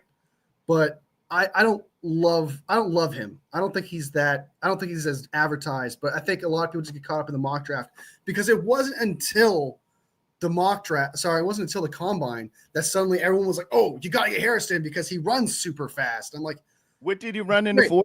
What did he run? He ran like a 4.29. That is pretty quick. I know, but that doesn't mean like you could be quick and fast, but it's like, can you actually do the job we want you to do? These are the pros and cons as taken by PFF on today's date, the 27th. He is a solid wrap-up tackler. He's a visible communicator pre and post snap. Shows good understanding of run fit duties, adequate first step quickness, and acceleration, as alluded to by the 4.2. His cons: very light build, hands get grabby when he's getting in trouble, lacks true anticipation, can look out of control at times with turns and steps. High interception total was more about opportunities than true ball skills and anticipation, is what they're saying. Saying like the ball just kind of came to him more so than he actually worked for it. Don't have pointed ball. So I agree with a lot of those complaints, but the handsy thing, I don't know if you heard me complain about this. Every single man corner is going to have that weakness con in their profile, because that's what you need to do as a corner. You get handsy, all right? That happens. So I'm not that's like one of my least favorite complaints about a corner, when I see, oh, he's handsy so we can get in trouble at times. But yeah, that's what happens when you play man. That happens all the time. You're supposed to get a little handsy. So Jake, etc. You got my heart. That is Colonel Nathan Jessup, Commander, Windward Station, Guantanamo Bay, Cuba. Yeah, that's my dude. So do you want to do a vote chat thing? I don't know how much people we have. Yeah, chat, drop it where we should go, what position, and who we should be getting here at 43. For me, it's something on the D line. We need tackles. We need them bad. Let me go to the tackles, D tackles. Just taking a look at what we got here. Inside defensive. You got Shamar Turner, Texas A&M University. You got Omar Norman Lott, C.J. West, Alfred Collins, Vernon Broughton, and Joshua Farmer in the top 5. Deion Walker, I've looked at. Aeneas Peoples, the great Virginia Tech University. Jamari Caldwell, J.J. Pegoose. Am I saying that Pegoose or Pegoose? Pegoose. Riley Mills, Simeon Barrow Jr., who's from the U. Pretty decent player. I think if we go D tackle, it's definitely got to be a trade back, because I'm not reaching this far because I don't like Shamar Turner. I'm sorry, I'm not a fan. I'm not a Shamar Turner kind of type guy. What about Edge? Who's left for Edge? Edge probably the way to go here. Edge would be bad here. Where's my thingy? There it is. Edge. Phone Edge. You got Landon Jackson, Arkansas. Princely. Help Big me out. Princely fan. Bradley Swinson, JT Tamalo, who he was pretty productive here at the Ohio State University. Jack Sawyer, Jared Ivey, Kyle Kennard, Josiah Stewart. Elijah Roberts is climbing the boards. Elijah Roberts is coming up, but he's at 82. It looks like you could get him a little bit of that. You want to get him at a discount rate, so to speak. You don't want to burn your bridges too quick. Antoine Powell, Ryland, Virginia Tech. I like those guys. Been hearing some buzz about Savion Jones. You like Savion?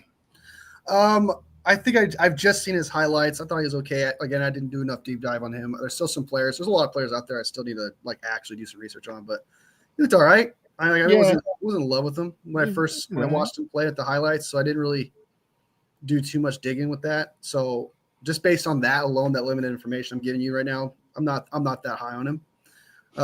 Princely, though, obsessed with Princely, big fan of Princely, but I also like Jared Ivey on the other side too. I like Jared Ivey. There's so many good DNs here I really enjoy. Back in Jack Sawyer, what was it? Go down a little bit. It's Jack Sawyer, love Jack Sawyer. Jared Ivey, love Jared Ivey. Kyle Kennard was the I keep thinking, is it SEC? It's SEC. Yes. Yeah. Southeastern Conference. Defensive Player of the Year.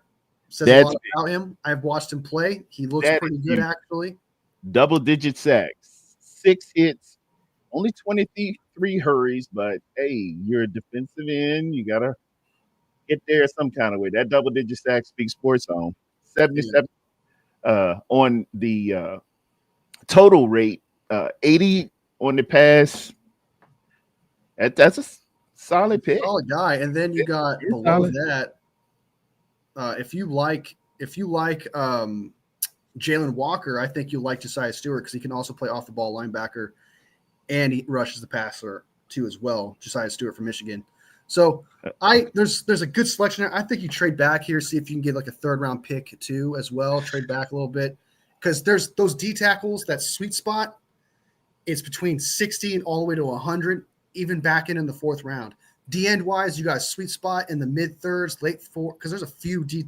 If all these D ends that from Jack Sawyer all the way down to Josiah Stewart are gone by the time we get to 75, I would be utterly shocked, or wherever we trade back with. I really like these old Miss guys, man. And if this kid, this is screaming. He's at 44. We're at the 43rd pick. This is going to be an A plus. If you pick Princely Immune, I gotta learn the name. I can't pronounce that either. I got Uman Milan.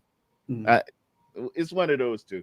But this kid's got a big old 91 on there, double-digit sacks, 28 hurries. The best have, in the 40 range, but 16 hits.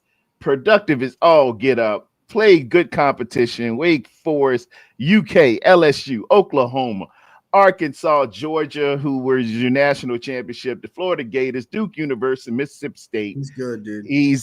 These Ole Miss guys are gonna fly off this board. Who do y'all think? Chat. I defer to you guys. If it were me, it's Princely, but it's your pick, Wolfie.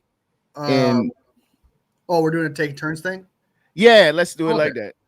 I would say trade back. I like Princely, but there's still solid DNs still. Okay, all right, y'all. Now, when you send your hate mail, now Wolfie's trading back. How far you want to go back? Wolfie? Well, if you guys want to vote, I'll let the. Do you know how to create a poll? I'll let people vote because honestly, if they don't want it and they're saying, hey, don't trade back, then I'll be happily take Princely and I would not be upset with that. But I'd much rather accumulate picks here to get to really fill up that D line with players I can get in the third round. I don't know how to create a poll. Don't know how to create a poll? I don't know how to create a poll. Is it on YouTube?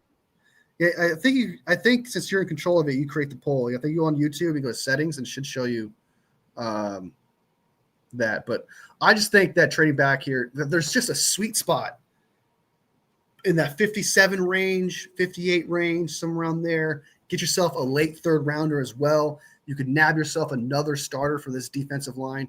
You miss out on Princely, but you might be able to get someone. I like Jack Sawyer.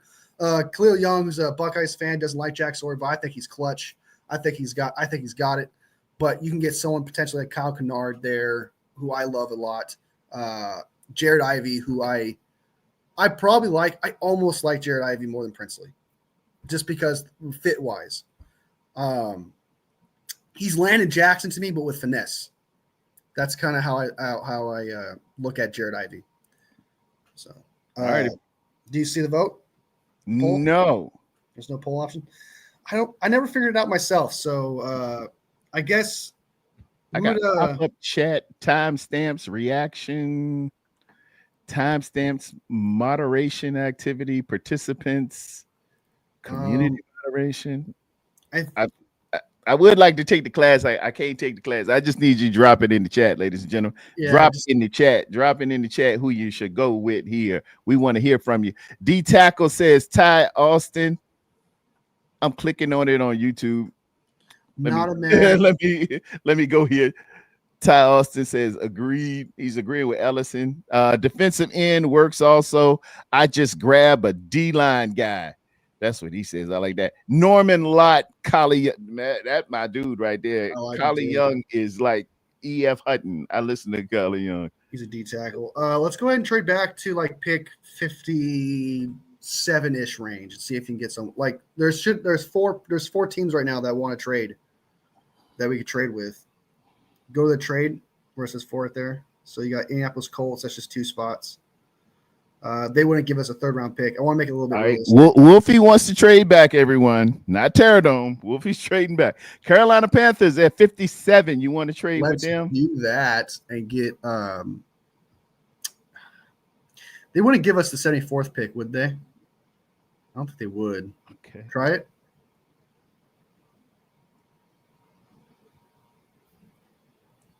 For our 43? Yeah. Okay. Is that a 42%? Oh, they accepted. Okay. All right. Accepted. I was gonna say add like a late 5th there is what I would say, but hey. All right, I'm pulling the trigger. I'm all about trading back, man. Trading back. There's so much talent that fills the hole here that I think I'll go with.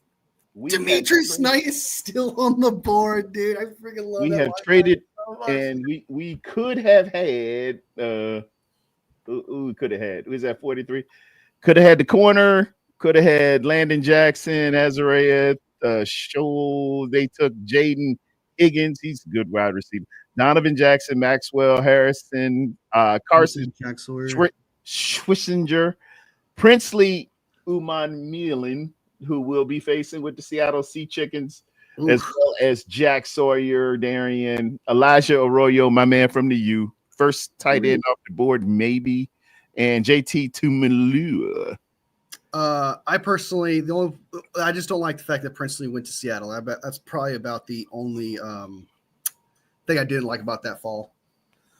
All right, let's check out edge rushers.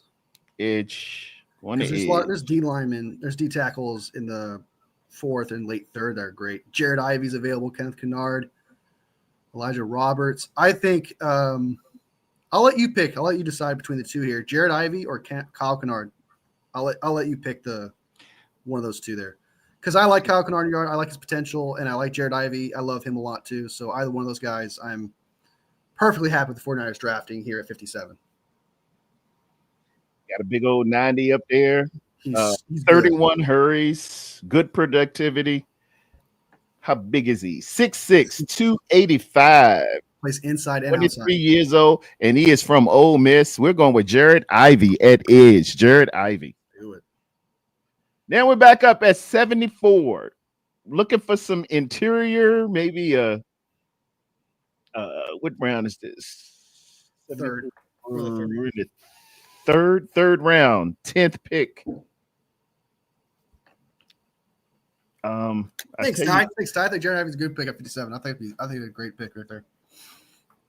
I just don't like Princely went to Seattle. Outside of that, that's the only thing I care about. That's the only thing I care about. Hopefully, we got the better edge rusher, and then you know what I mean. I can wait on my boy. I said 4th round. I hope don't nobody take him. I'll be mad. Trade back. We got back-to-back picks, yo. I think that was a great idea, because now you got Alfred Collins, who can bend the line really well. I think that's a great D tackle there. I think he's good. One sack of 17 hurries, 87%. He's a big boy. Got to be 6'5", 320 pounds. He can bend the line really well, man. Let me see if you got the low pad level. Just don't be low. Excellent length for an interior defensive lineman. Strong upper body with naturally plays with long arm moves. Well-built frame, good lower body weight distribute. I like that. Lacks pursuit speed. I'm not asking you to go out here and cover nobody. Yeah, he's not very fast. To disengage or in shed blocks. That's all right, as long as you maintain the LOS. Naturally plays with a high pad level. That is a red flag. I can't have you high. Can't have you high. I remember that dad going Armstead. Armstead was higher than Afro Man because I got high.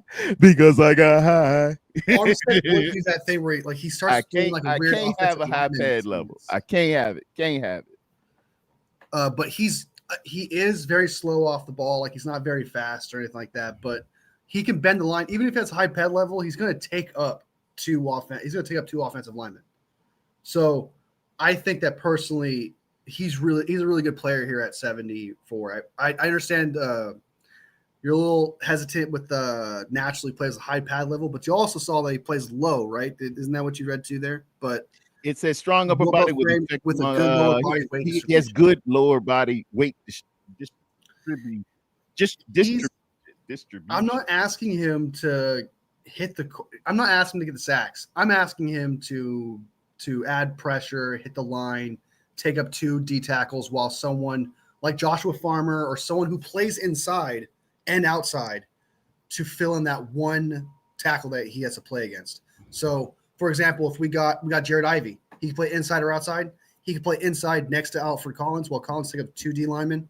Sorry, offensive linemen. You got Jared Ivey versus that one guy on the inside. I'm a fan of. I like Collins a lot. I like Taylor too, but I mean, we going back to back here. It would be fitting if we hit Collins and Taylor that quick. This is what this is screaming to me. But this is your pick. So, but I'm telling you right now, if you don't take Collins, I'm probably going to go Collins 75th pick. I haven't seen what are the rest of the D tackles. Are you going to take Collins at 75? Probably, but what are the rest of the D tackles first before I do that? Because I probably will. So you can get who you want at 74. DT. Well, I mean, you can do it anyway, but you know what I mean. I don't know why they just don't put D. Ooh, Joshua Farmer, those at 79. Oh, that's my draft crush, dude. So much Joshua Farmer is so. But we need a guy like Alfred Collins, and I think compared to everyone else, like Peebles, isn't Peebles supposed to be more like a one-on-one type D tackle guy? Doesn't take up 2. Peebles is shorter, but I've seen his productivity. He played against us, and he lived in the backfield, but he's smallish. He's more of a pass rush, yeah. He's 6'1", but very, very productive. All right, so after you, he was problems. 3 sacks, 3 hits, 31 hurries as a 6'1", 290 guy. Really, really productive guy, man. I seen him firsthand and had to deal with him. It took us to the 4th quarter to beat them Virginia Tech Hokies, which the great state of Virginia always plays good ball. I feel like Alex Collins is the last D tackle available that I believe would be able to do the job that I want him to do on this line. So, want to pull the trigger? For me personally, I would take Alfred Collins just because we need that guy. But I love Joshua Farmer more. And they seem to really like another DT or edge here, 6'5", 320. That's the type of fat dude we need. So, all right, Alfred, sound good to me. Alfred Collins. Don't want to, but we need to, if that makes sense. So, like, I want Joshua Farmer more, but let's just go ahead. It seems like the best player available and fitting a need. Exactly. So, yeah. All right. This intrigues me here. This is Mason Taylor. Didn't have the biggest year this year, but he has pedigree. He is the son of Jason Taylor, Hall of Famer, and insert joke here. His aunt is what's her name? Joy Taylor from Fox Sports. So everybody go ahead and say, go ahead and let your sophomore go. It would be, I don't know. It would be decent to pick up a because we still need needs wise. What we got left? We got interior. I think offensive line is fine. We got an edge. We got D interior. We got our big old tackle. Linebacker. At this point, I'm looking for my free safety. It's going to be a bit of a reach at 95. Ooh, dude, oh my God, you're going through draft crush. I got to have this kid right early, here. Though. I don't want to miss him. I think they're gonna be on him, and they're gonna snake me on this one. Um, yeah, he's not gonna make it to 100. He ain't. He It's no way he can make it to 100. I gotta have Andrew Makuba. I gotta have him. And I'm gonna tell you why. Let me right. explain why. I don't like it, but it's at least you get a guy here at 75 at least. I want to trade it back and then try to get You love to trade back. well because it works out, right? Like you get the players you need. Like we got great players because we traded back. We had that 74th pick, which allowed us to get that D tackle we needed. And then if you trade back from 75 to let's say 83, you could have got another 4th round pick and then got Makuba with the value. So there is a strategy here. Like there's a lot more than just like pick a guy when it's your turn. Like there's a strategy in drafts, and I just think that trading back a little bit with his value, especially in mock drafts like this, probably. But I mean, I don't hate him.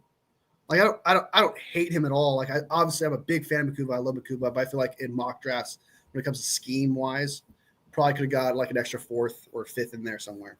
So it's not a reach if the player is not your choice. It's a reach if I think it's a reach. It doesn't have to be my choice for me to think something's a reach. You could think something I picked is a reach. You know, it's okay. Like if you thought I picked someone that was a reach, it's all right. So, but anyway, pick 100. And like if we could just good player. Just for a moment, indulge me.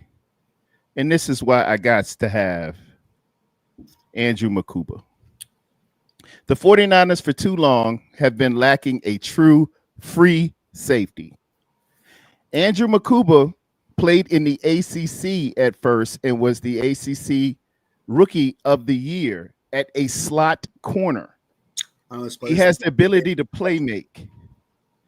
He's got an energy about him that's infectious. He's at the University of Texas. He's physical and can play the deep center field. He can come up and smack you, and you will know you have been hit messing with him. He separates you from the ball. Can you imagine? And I hate when people say that, but first, I imagine having Makuba and Mustafa in the defensive backfield with cornerbacks, Ronaldo Green and Diamador Lenore. We have just picked up a nickel safety from the Seattle Seahawks, the San Francisco 49ers, with this guy, Makuba, have become the premier secondary in the National Football League. If we get this young man and it pans out the way I think it is, the San Francisco 49ers have the best secondary in the National Football League, and I did not stutter. I'm feeling that good about this. Probably the youngest too, for sure. Look at him, nose for the ball, play. Here's that's my guy. I'm not trying to say like this was a bad player you picked whatsoever, because you and I bragged about Makuba already. Like I absolutely love this player. That my dude. But I'm saying I'm not pushing back on you, pushing back at Ty Allison here. Correction, it's not a reach if the player is your choice. If you identify him as the guy you need, then you take him regardless of ranking. Not entirely true when it comes to mock drafts. When it comes to mock drafts, there's a strategy that you can take with the player. I understand that you take the guy you want. Like, is he going to be there? If you trade it back, is he going to be there? There's a strategy to drafting than just, you can't just take a player just because, like you can, I guess, but there's also a strategy to drafting when you want to pick out a player. Like, I mean, for example, we missed out on Princely, but we traded back, but we got a next guy up with Jared Ivey, who we also love. Sometimes you sacrifice certain situations, and then you go and get the guy that you want or the second guy that you want, while you also pick up another pick potentially that could be useful down the line. So it's not necessarily just like, oh, it's your guy, so just go get him. No, because then with the 43rd pick, I can draft Alendejo if he's my guy, who's supposed to be like a 4th round pick. That would be a reach, right? And then I miss out on someone else entirely different. So I completely disagree with this mentality of just because he's your guy, you go and get him at 43 when you could have got him at 75 easily. So I understand that you want to make sure you get your certain guy and stuff like that, but there is such thing as a reach. There is such thing as getting someone who you love or will be a starter, but then picking up. Now, I'm not saying you did it here like into that extent, Tarrerdome, like at all, but I'm just saying what I would have done. Cool. I was saying I would have traded back. I go with the adage: if you see greatness, if you see fit, go up and get them. Don't let nobody tell you, because this board is made from PFF, and it might not necessarily be the board of the San Francisco 49ers, Washington Commanders, New York Giants, and everything else. It's just how they view it. He was ranked very much high. To me, he's a second round guy, but you're not playing. It might not. That ain't how they got it picked right now, or they got it on their board right now. And you never know how another team is looking. But I see fit, and I see productivity, and I see a future. I got exactly where I want to put them. In mock drafts, you're playing the board. You're not playing because like you said, like everyone has a different board, right? So that's different. But here, when it comes to mock drafts, you have one board that's set. So you're playing the board, not necessarily, I would get him because someone else got him, but you know that this is the one board that everyone plays with. So you're playing this one board, which really what makes mock drafts kind of not the same, similar to other mock drafts. It's like you're playing this board in particular. So what would you do in this situation if this player was ranked here is what you're doing. So I could easily get a fourth or a fifth here and then still get Makuba. I understand that you want to get the player you want, but that you could take that mentality with anything then at any point in the draft. Like I could be like, okay, I pass on Membu, but I could draft Jack Sawyer with the 11th pick because I think he's the best guy there. Would you think you personally think that's a good value? I would not.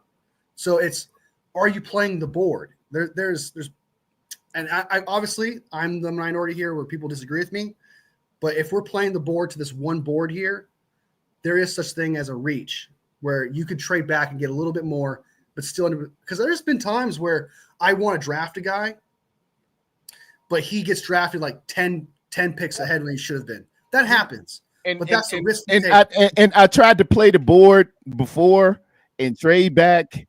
And this is my, probably 100. Not, I won't say 100. Probably my 10th mock draft. And what happened was I see that I can get a guy later on. I probably could get him later on. Let me trade back, or let me just wait on it, and then I'll make it a value pick, right? But if you go back and look at the teams prior to, we were at 75, right? Our last pick, 74, 75. 2 safeties went off the board after Makuba did. This one here, Kevin Winston out of Penn State, and another one here, not Tate Roger, Lathan Ransom out of Ohio State. They probably would have snaked me like Baltimore usually does and took Makuba here, and then I'm looking crazy because I thought he would fall to me at 100 because they had him listed at, such a thing. So if he's close and you look at the time at your next pick and you didn't trade back or something like that, just go ahead and get your guy. Just go ahead and get your guy, because somebody's gonna take your guy. It's like trusting your girl out there with a nice dress on at the club. Hey man, get your girl. somebody gonna pick her up if she worth her salt. With you, Ty. Whatever Ty. Just get a punter at 100. Y'all trying to tank the season. Y'all like that woman on Major League who they put the poster up. Hey, if your punter's your guy, you go get your guy. If your punter's your guy. If your punter's your guy. This punter's the best punter, you go get your guy. All right. You'll get fired, but you got your guy. Get your guy. Okay.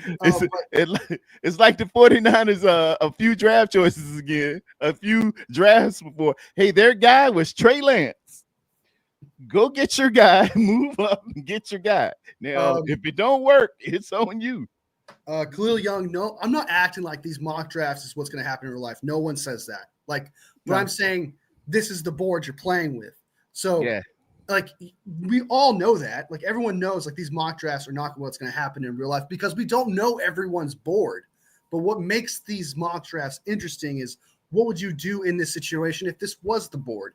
Who was a player that you want in this scenario if this were to happen to you? It's not perfect. It's not actually going to give you exactly what's going to happen in the end. I've seen Cole Strange get picked at the end of the first round by the Patriots.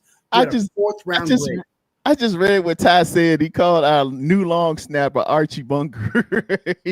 He is kind of old. Yes, you meathead. Do you know who Archie Bunker is? You have no idea. Okay. No. Okay, we're at 100, ladies and gentlemen, and there is a tight end out here named Harold Fanning Jr. Click that. Who's ranked 103. I think that would be perfectamundo. How is he falling in these mock drafts? Like, wasn't he just like 90 something last time we saw him, and now he's 103? I don't know, but I see the productivity at 95.9. That is, it don't go up to but nothing but 100. It's the quality of competition. He played Penn State. He played Texas A&M. Old Dominion University, that's in Virginia, but he's got Toledo and Kent State in there. I think that is Central Michigan, Miami of Ohio, and a couple of teams. I don't know who they are. Y'all can help me out in the chat. I don't recognize the thing, and maybe that's it. Maybe that's the level of competition. But what does bode well, Wolfie, they have met with this young man, Harold Fanning Jr., and he had an excellent Senior Bowl to match up and see how he takes plays. And I think he'd be a wonderful value pick here. His rank is 103.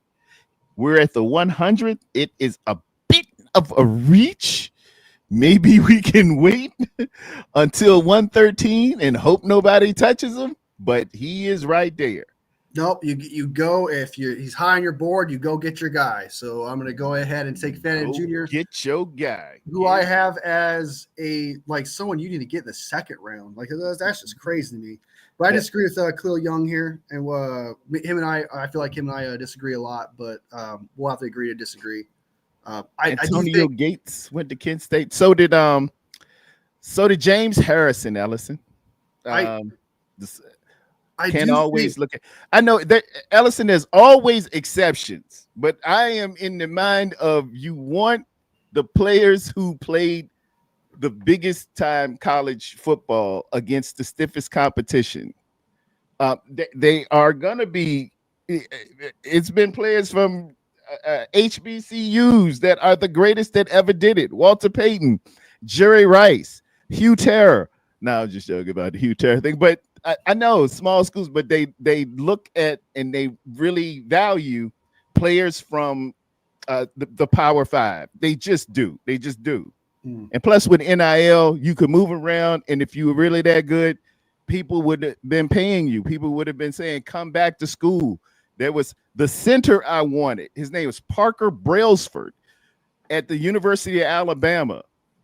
I wanted him to come out. I will be done with Brindle. I said I can get him in the third round. Please come out. I actually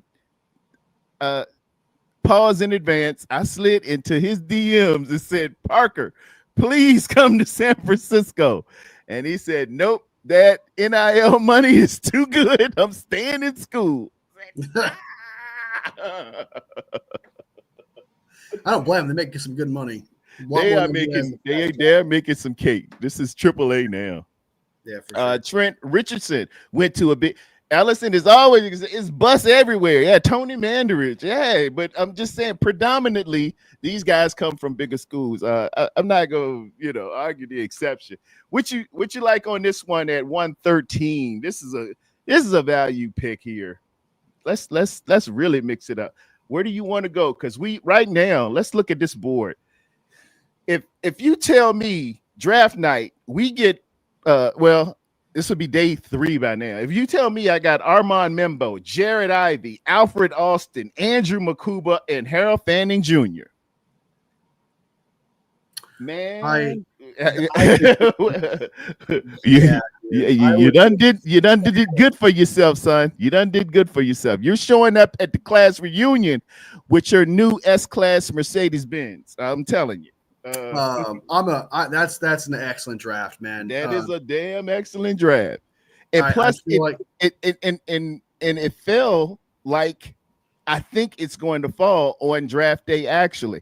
So this is a very, very similar to what it's going to be draft. Sometimes you get those crazy ones like they would have like, 4 or 5 quarterbacks going first or something like that, or 10 linemen.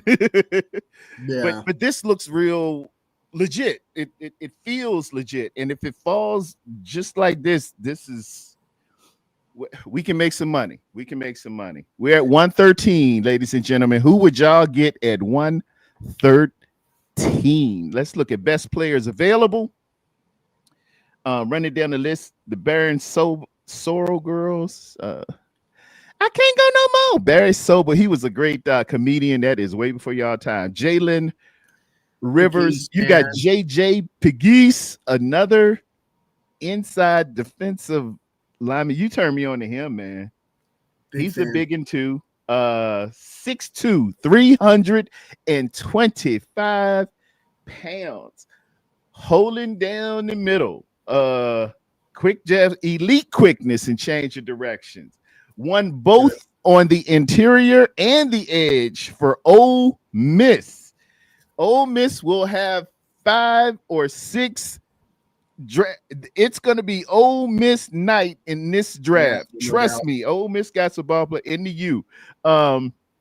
Pop's offensive lineman on first contact was a weapon as a blocker and even a ball carrier.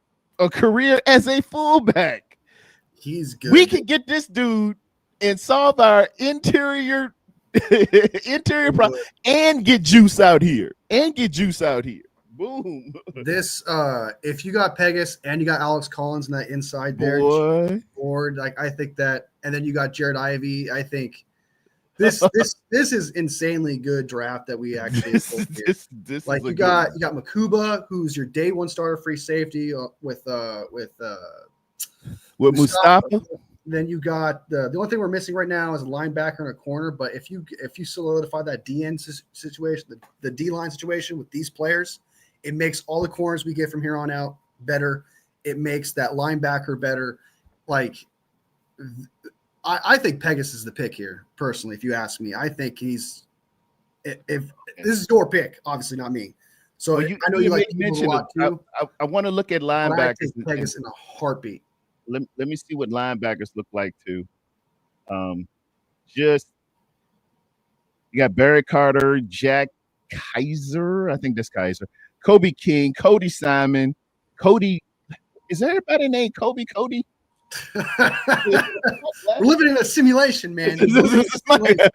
My glasses working.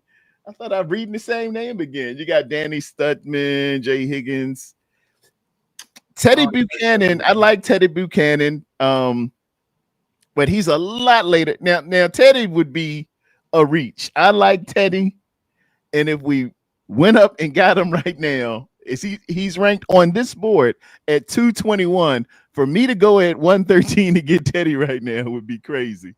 But man, you like Peoples a lot though too, right? And I think Peoples is available. Peoples is good. Peoples. And we got Alex Collins to work with, so he could just do his pass rushing thing. He's 6'1", 290. He doesn't. He ain't 325. A natural 325, man. Your boy Pegas. Pegas a lot. That is hard to move around. And I just can't get gouged anymore. It hurt me to see us taking those runs like yeah, dude. It'd be like 3rd and 6, and they'd be like, okay, we're definitely running here. Yeah, we're we got it. And then they'll convert. I'm like, what are we doing? And Pegues, man, he's an Ole Miss guy. They had a great defense. They're gonna have some corners. They're gonna have some receivers go. They got a culture down there, man. And I got to go with Pegues right here at 124. A little Love bit it. of a reach. We could trade back a couple and hope he stays back there. Deion Walker, everybody's saying he's up high a lot, but he's He's 6'6", massive, but he's no pass 345. rusher. Yeah, but when I look at his film, he's up a bit. He is, He and as you stands. see, his He stands. his stock is just dropping. But they have 11% of people who get on mock drafts have chose him, tied with no one. See, the Vikings and the New York Giants have been tied for him here, but you got Aeneas and Pegues is right there. Let's go with Pegues, man. All I right, feel love good. it, dude. Love this pick. I feel good with Pegues. I love this pick. This one here, what corners are available? Cornerback For sure. Let's see what the corners look like. You got Zy Alexander out of LSU, Elijah Huzzy, UNC, Quincy Riley. I think I remember a little something on Quincy. Quincy Riley. I know some people Did he like stand him. out for me 6'1", I'm not the biggest Quincy Riley guy. His stock's falling a little bit. Something's going on with him. I would take get lost in cover 3 with blinds. No, you can't play cover 3, baby. You can't play for me. No. Back here. I like Noel Williams. I think is down here more, isn't he? Is there Noel Williams in there, or is he gone? Noel Williams is gone. Oh my God. Okay, who took Noel Williams? Can you check? Because that's my draft. Oh, Baltimore. I told you they'll take your ball player. Oh my God, man. Oh my God. I told you, man. There's no corners I like here. I would those take Ravens later on. The Ravens do it, and you know who else been doing it too? Them daggone Los Angeles Rams. Every time I look, it be somebody I want, and I say them damn Rams. And I think they're in the chat. And if y'all are spying, leave us alone. Just enjoy it. Go to another channel. So we got I'm certain you're gonna draft Buchanan later, probably with the 160th pick. I would be shocked if you didn't, right? Not lots of pick I got. How about so we got what do we have? We got an offensive lineman that can play tackle and guard. Then we got 2 defensive tackles and an edge. We need a linebacker we could probably get later. We need a corner. So linebacker, corner, maybe another interior offensive lineman, a running back, and a wide receiver. Let's look at running back real quick. All right. You know who we're going after. I wonder where he's ranked though. First. You already know our boy. He's got to be still. Look, he's at 175.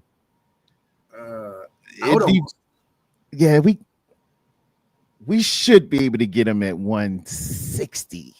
See if you can. I know a lot of people aren't gonna like this. Okay, but I think we should trade back again. Trade back.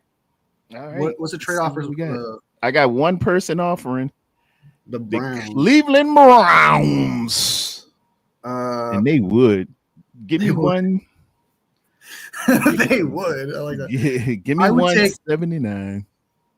I would almost take that just because we have that 148th pick and then the 160 pick.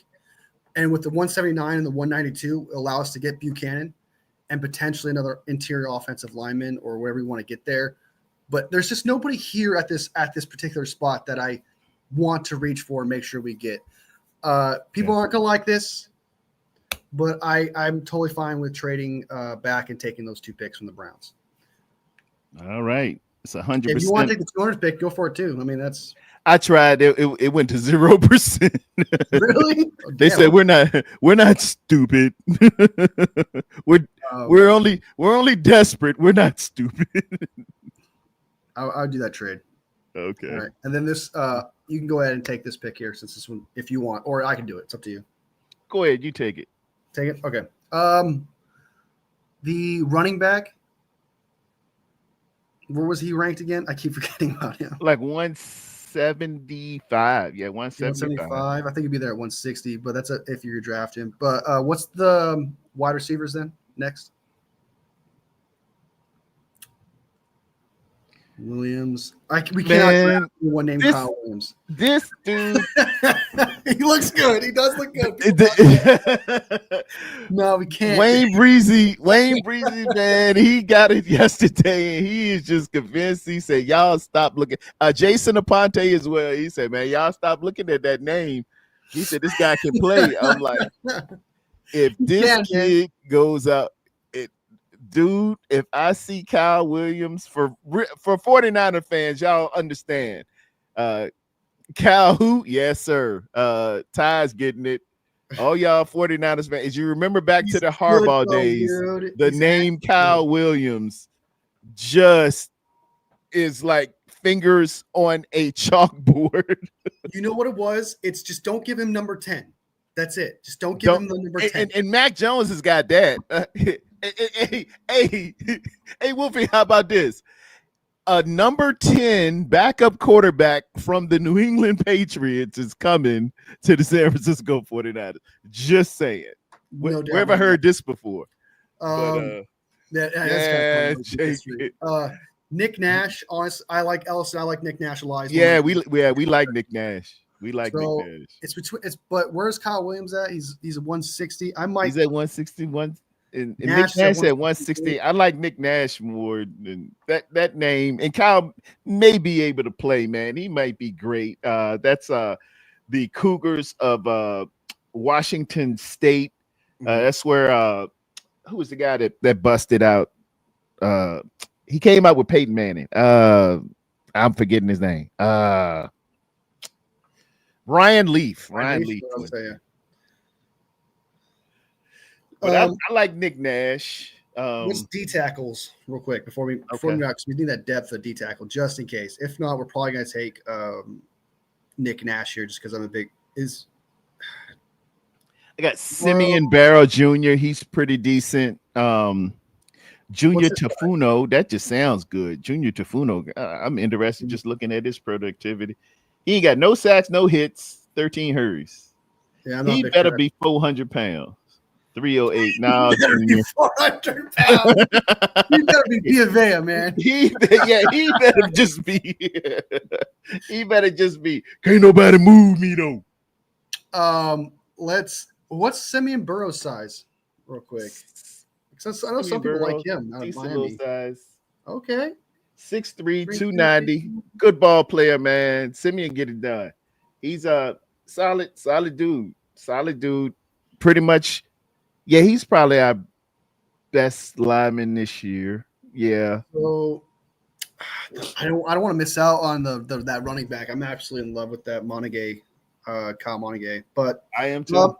I'm gonna go ahead. Linebacker and corner are still out there. What's linebacker real quick? Because we still need a linebacker, right? Yeah. Kobe King, Cody Simon, Cody Lindenberg. Danny Stutzman, dude. He's still available, bro. You like Stutz?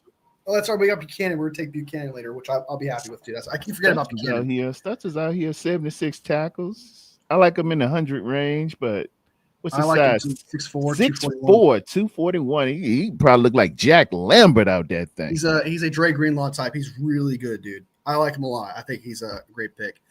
Let's do wide receiver here. I just feel like that's the best way to go. I mean, there's no real D tackles I'm in love with. I'd much rather get D tackles. Another one, I went 3, but it's not the end of the world. I think Nick Nash is probably the way to go just because Kyle Williams and the name thing, I don't want to piss people off. If his name wasn't Kyle Williams, if his name was Ulysses Aloysius, I'd be good. I can't fix my mouth to say Kyle Williams. Let's go with Nick. Yeah. I'm gonna use the restroom. You go ahead and use that pick. I'll be back. He's still there too at 160. Everybody seems to like this guy, Upton Stout. He's short though. A lot of productivity, but he's 5'9", 182. Playing safety. I don't know. I don't know about that guy. I got a center out here, a true center. Did not allow any sacks.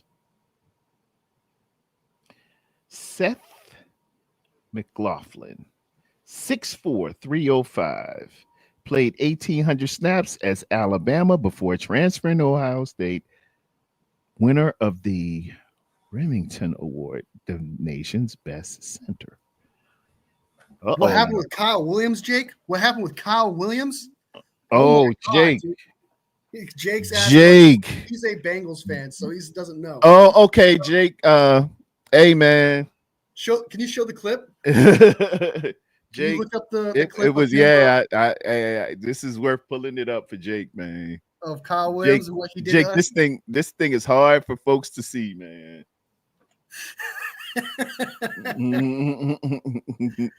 Oh my God, it's brutal, dude. I remember watching it, like my jaw just dropping. Dude. He did it twice, dude. He did it twice. Dude. We were winning that game too, man. Like we were. We were. It was like what? We were gonna win. We were gonna win. We were getting to Eli the whole night, and all we just had to do, just don't blow it, Rodney.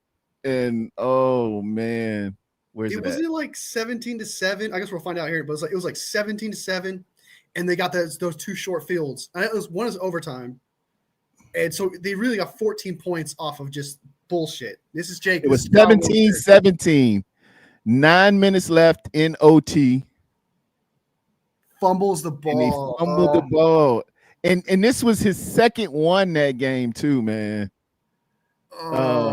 He had one where the knee hit it. Let me see if I can go back and get that one. Let me see. There's that one, yeah. There's another one too. That's the OT one there, yeah. Yeah, that's the same one there. He did it again earlier. Yeah, you're right. And I can't. Yeah, it hit his knee. It's so brutal. Yeah. It hit him. And he got that number 10 on. Oh, Lord, have mercy. Yeah. Oh, that just. Oh my God, dude! It hurts. Okay, yeah. Let me. All right, 49er fans. I'm not gonna. We're not gonna relive it. We're not gonna relive it anymore. It's over. That is the end of it. That hurt, man. So Jake, that's the that was the NFC Championship game. So that was it to go to the Super Bowl, and the Giants would go on and beat the New England Patriots that year. Oh yeah, my Lord! Yeah, that happened. That one's worse, I think, than the fumble one. I know the timing wise was obviously the worst than the first one because you can redeem yourself, but that one where he just hits his knee and backs off, Jesus Lord! And he knew it hit it.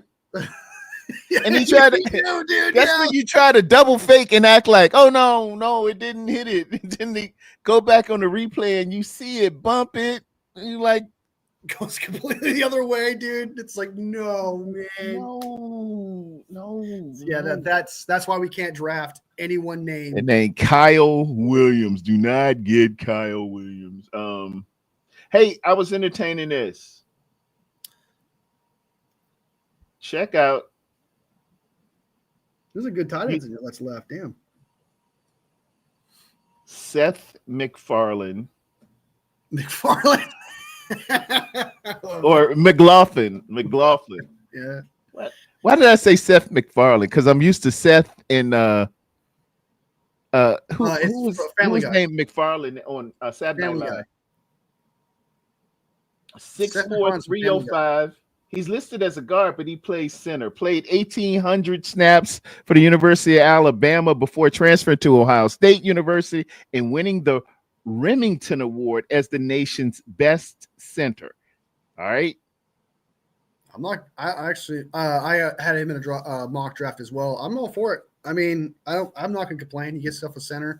Someone who also could play guard too as well at his size. So. I got a medical. Torn Achilles. 20. All right, forget that. That's fine because you're later on here. He could potentially be your future center with all that happening, and I think it's not like you're getting him in the third round or anything like that. You're getting a guy. Yeah, Torrey Achilles might not be able to play in the fourth round, but I'm not getting a guy for sure that's going to take over the spot at center right now.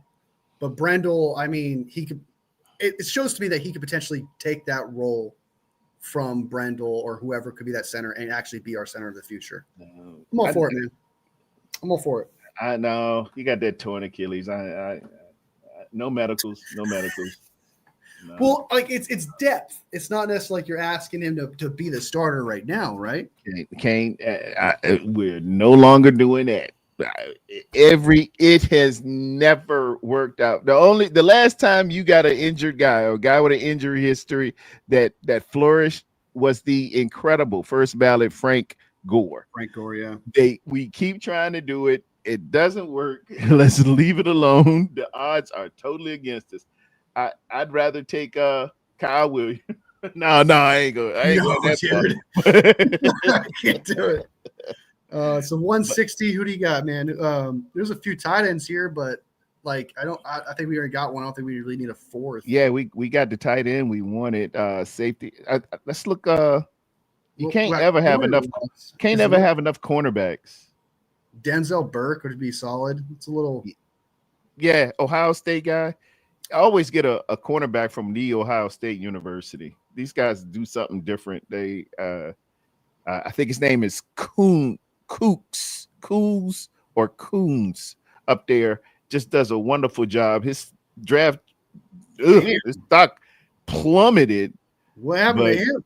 I don't know. I hope he ain't been injured. That's a huge drop, man. Feet can be a tick slow to mirror out of press. That's okay. Top speed is average at best. Can get grabby. They always say they can get grabby. Always was difficult time finishing tackles despite being in good position. So you telling me basically his feet are slow, he can't hit, and he's going to give you penalties? Nah. No, thanks for the warning, bud. What's his 40-yard speed? What's his 40-yard dash? It doesn't Denzel have it up there. And that Porter, he's a natural mover with his eyes and feel for bump and run coverage in off-zone coverage. Doesn't say anything about a 40-40-40. They don't really get 40s in here. You got to go to NFL Buzz for the 40s. He ran a 4.48. Oh, he did. Oh, yeah, that's not bad. That's good. That's good. That's good. Yeah. I mean, this late, what? You want to? 194 pounds? I like him. Yeah, you want to take a flyer? Yeah, I'll take a flyer. We need a corner, and we need that, and I think he can do it. Those things that you're talking about, the tick slower thing, that seems like something he could. You can coach that. Like you can coach when to, something you could tick, something you can coach there. Okay. Tackling thing, maybe that's a little bit of a concern, but again, that could be coachable, being like, hey, get yourself in there, make that tackle and stuff. I don't know. I'm a fan. How about this guy? Yeah, he had a dip too. South Carolina, ideal length and height. How tall is he? 6'1", 185, a little light, but high missed tackle percentage. No, I ain't messing around with you. That's different. High interception count, but forced incompletion below 10 each of the past 3 years. Anticipation needs to be a bit quicker. Slender. You can put some weight on. It ain't nothing but potatoes and bread. Will take the bait on double moves. Well, who don't? Lacks top tier agility. Hey, I ain't asking for an acrobat here. This guy's got how many interceptions he got?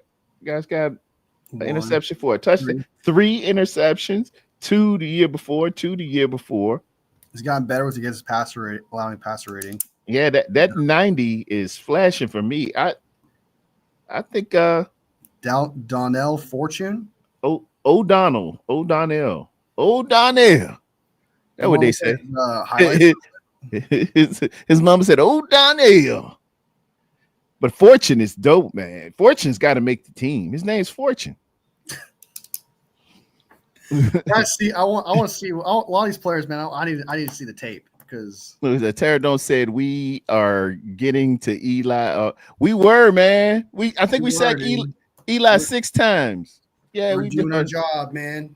Jason, I'm not drafting no Kyle Williams, Jake. No. Bulky pick. Oh man, just if you like Fortune, man, go for. I like his size. Okay, I like what Yeah, he does. He's got good coverage grade. You know. yeah. We can work with Fortune. I'll work for a Fortune. All right. Here, Oh, Montague's here. I'm not. Missing on Montague. This will be the yeah. pick This is right it. here. That's our guy. That's our guy. All right. All right, we at 192. God, we got some more picks left. We are killing it. Oh my goodness. All right. 192. What do we need? Oh, we need linebacker. I You don't need think Buchanan's going to make it back all the way to 227. you need a he's coming up That's a fast. reasonable. He's coming Oh, up fast. I need a linebacker. I feel like here in the back end of the draft that the reach aspect of things is stretched out more. So like it's less tight if that makes sense. Yeah, Like it's you get your it's this not is that where much I feel movement. like you get the best player available that you love no matter what without the consideration of like could you get someone. This is kind of a spot where I feel like you're in the back end of the 6th round. So everyone's going to reach for somebody. Someone's going to take someone in the 6th round that's undrafted guy, someone you've never even heard of. This is where there is no rules when it comes to like drafting a guy. So if you like a guy, no matter where he's at, I feel like this is what you do. So if you wanted to get Buchanan here, I would not complain whatsoever. So Let me see who else is trading here. We got the Jets and the Steelers. Ooh, the Bengals got to pick 193. and the Steelers at 229. And then they talk about next year. No, I ain't messing. Well, you want to trade the Patriots then? Because the Patriots have like 3 7th round picks. Can you pick a player team? Let me I think they're at 27. Oh, okay. We can go David to McNair, Scott Williams 217. still available. We can go to 217 and maybe get there 220. Oh, is he going to be there at 2? I don't know. If I do not want to miss on Buchanan because we need to get that linebacker. I don't know. I'd almost. It's up to you, man. But I would almost just. Let me see. I don't know. Let me I see. don't feel about that. 221. Yeah, let's just get him. Let's get Let's get Teddy. We need the linebacker. Teddy fit. All right, so we got. I think we got solid drafters so far. Yeah, 227. we really solid. We really solid. Look, let's look at it. Armand Membo, Jared Ivey, Alfred Collins, Andrew Makuba, Harold Fanning Jr., JJ McGee, Nick Nash at wide, O'Donnell Fortune. O'Donnell picked up at cornerback. Kyle Manangi. No, I don't know. I don't know how to pronounce his name. It's a bit of a tongue twister for sure. Who does not fumble from Rutgers, tough as nails, and Teddy Buchanan. We got this is our version of Mr. Irrelevant. Chat, go ahead and put it in there. Where should we go? I think you Get a kicker. who's the because we have 2 how many picks do we have left? We have 49, 52. We have 3 of 7th round picks left. Okay, we got we got 3 left. Yeah, we got 3 picks. Who is we got safety, we got corner, we got linebacker, we got 2 D tackles and edge. We got what about center? Oh, sorry, offensive line. Real quick. If not him, is Kyle Williams available? Because I would take him here at this point. I don't think he is, but just check. Let me check wide receivers again. Yeah, I don't think he's available. No, Jimmy I like Jimmy Horn. I like Jimmy Horn. I like Jimmy Horn too. You want to get Jimmy Horn? No, I think we're fine right here. No, I don't want to do that. Let's go offensive line. I do like him, but let's see what offensive line is first. Center. Interior offensive line. Did they say center? IOL right there. There you go. Okay. Jonathan Gray. Okay. Caleb Clay Webb. All right. Those are 2 guys I don't mind. Can they play center or they do play center? I think they both play center. Okay. I like them both. Let's go with at the Wolfpack here. He only allowed 2 sacks, none last year, no hits, 16 hurries, 6'4", 312. Nice. God almighty. Ooh. Jeez, you started off great. It started out like gangbusters. Look at and see when they don't have nothing to say about it. See what they saying. Here's a guy. Now here's a guy. Let's do. So there's between those two guys. That's something we can get later. What about there's Horn. Those two guards there who can play center, and then we got wide receiver, we got running back, we got tight end. I'm going through it in my head. Hold on. It's all a reach. What quarterback is left? Graham Mertz, who's must know Ethel Mertz. Tim McKay, man, you got to get a dude named Tim McKay. Oh, I'm sorry. I got to mix that. Graham Mertz, Seth Hennigan, who some people are liking out of Memphis. Man, you got to get a guy named Will Rogers. He got a horse named Trigger. 14 TDs. I call him Rogers. Because it doesn't have the D. Call him Will Rogers. Kyle McCord's not there, is he? So I like Kyle McCord's arm. No, he's not there. He's not there. Okay. Yeah, let's just do. You know what? I think Webb and what's his name will be there later on. So probably get Horn. I wouldn't mind. I guess Horn could do. Isn't Horn a kick returner? I could have sworn he's a kick returner. He's a little short. Trends, analysis, stats. I could have sworn he's done some kick returns. Don't have too much on him in terms of. I can't see if he got kick returns. Stocks dropping.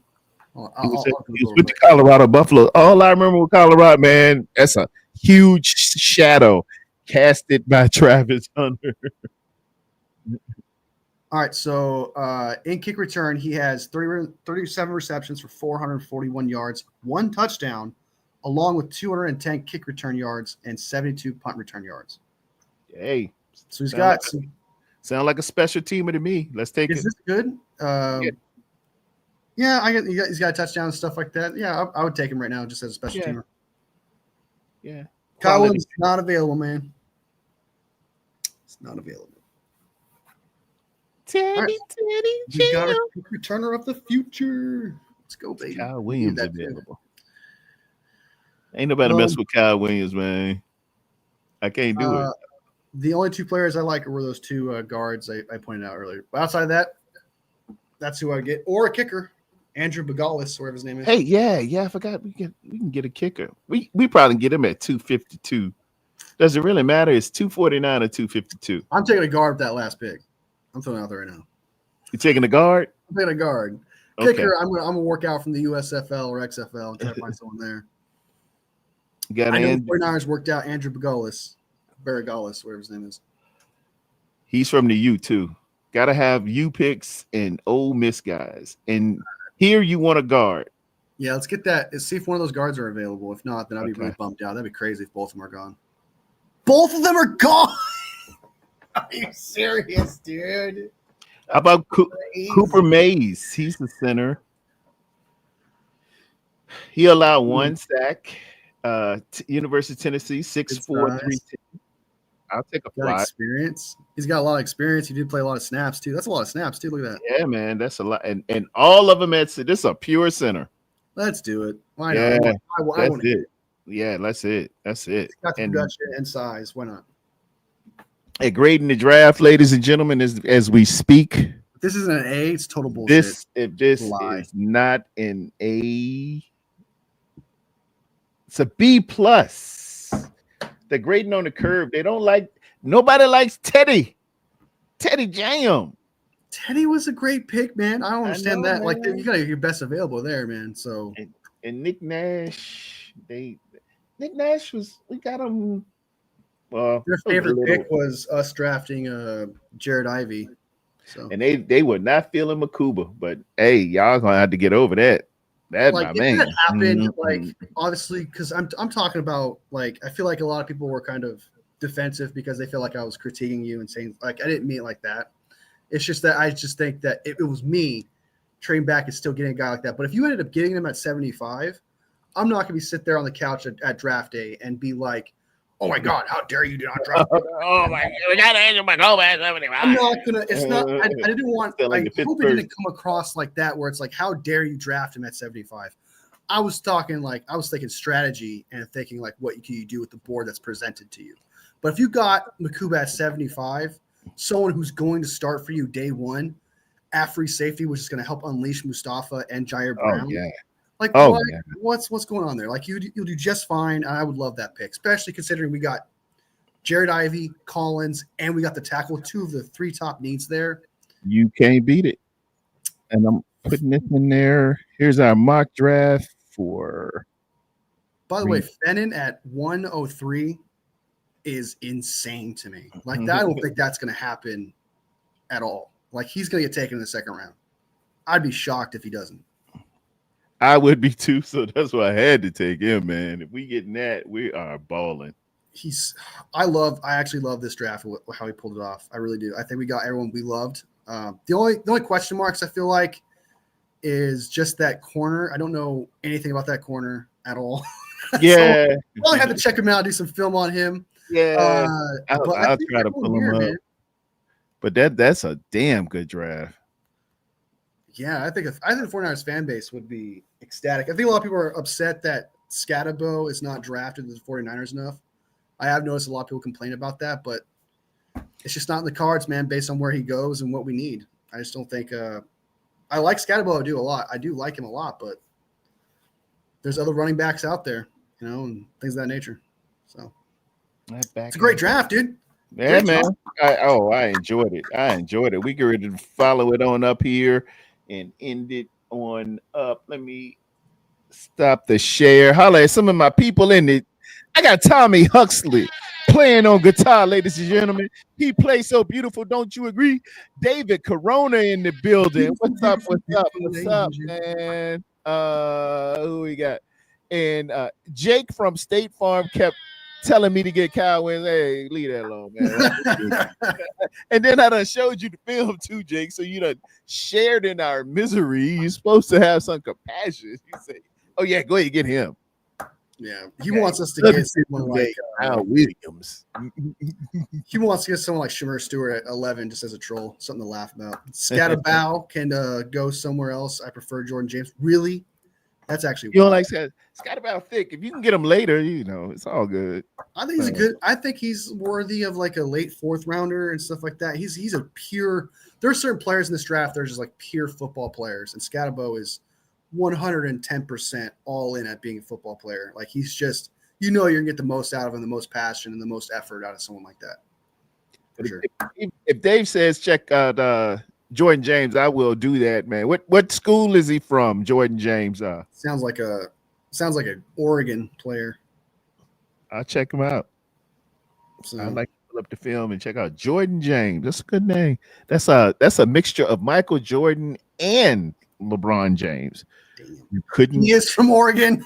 I knew it. You just knew that name. That sounds like Oregon.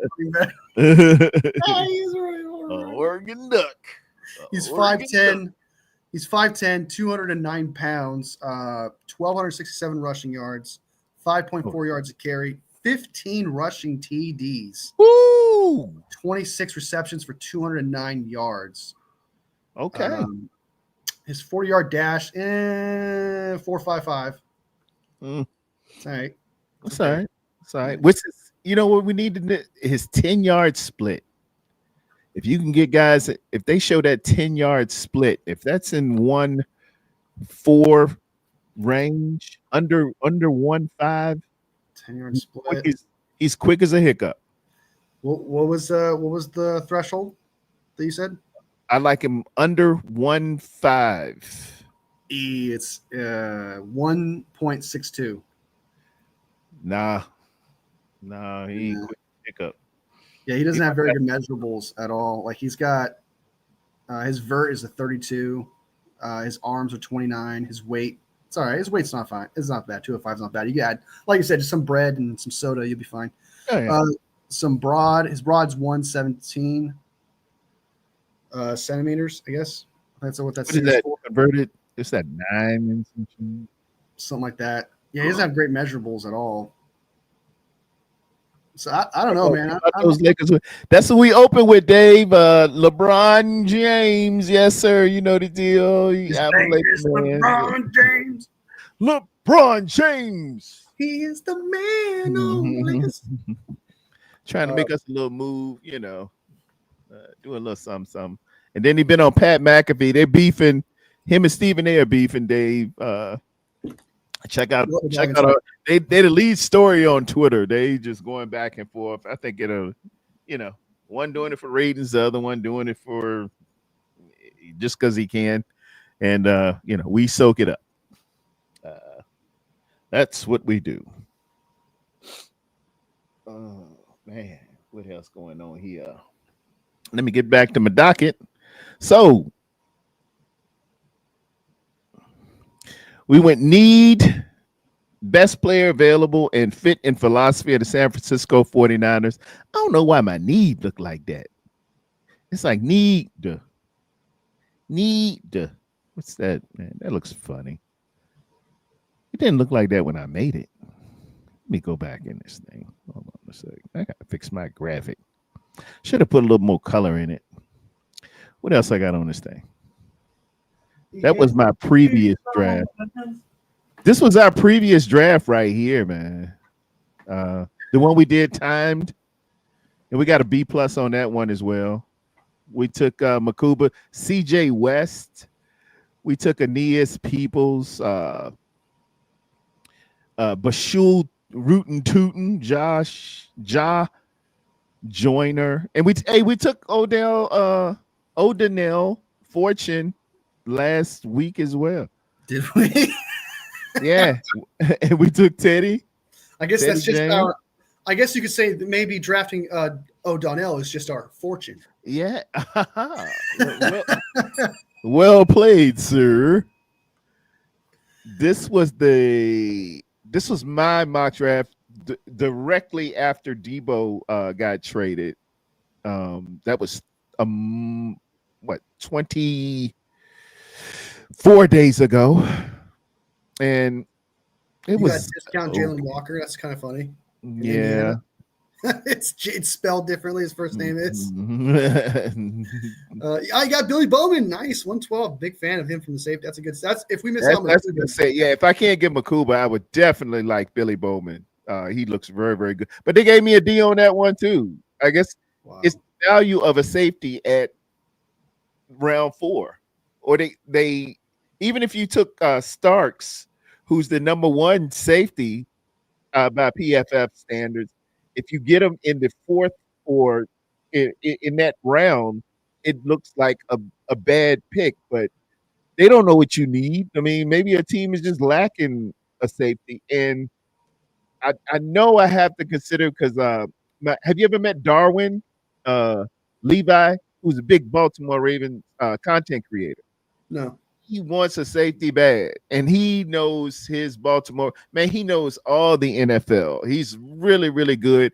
You got to jump on Twitter and let me and link up with all us in the network. David Corona, David McNiner, Ty Austin. I'm on, and I get a feel for some of the other teams. Tommy Huxley's on with us too, and you see that.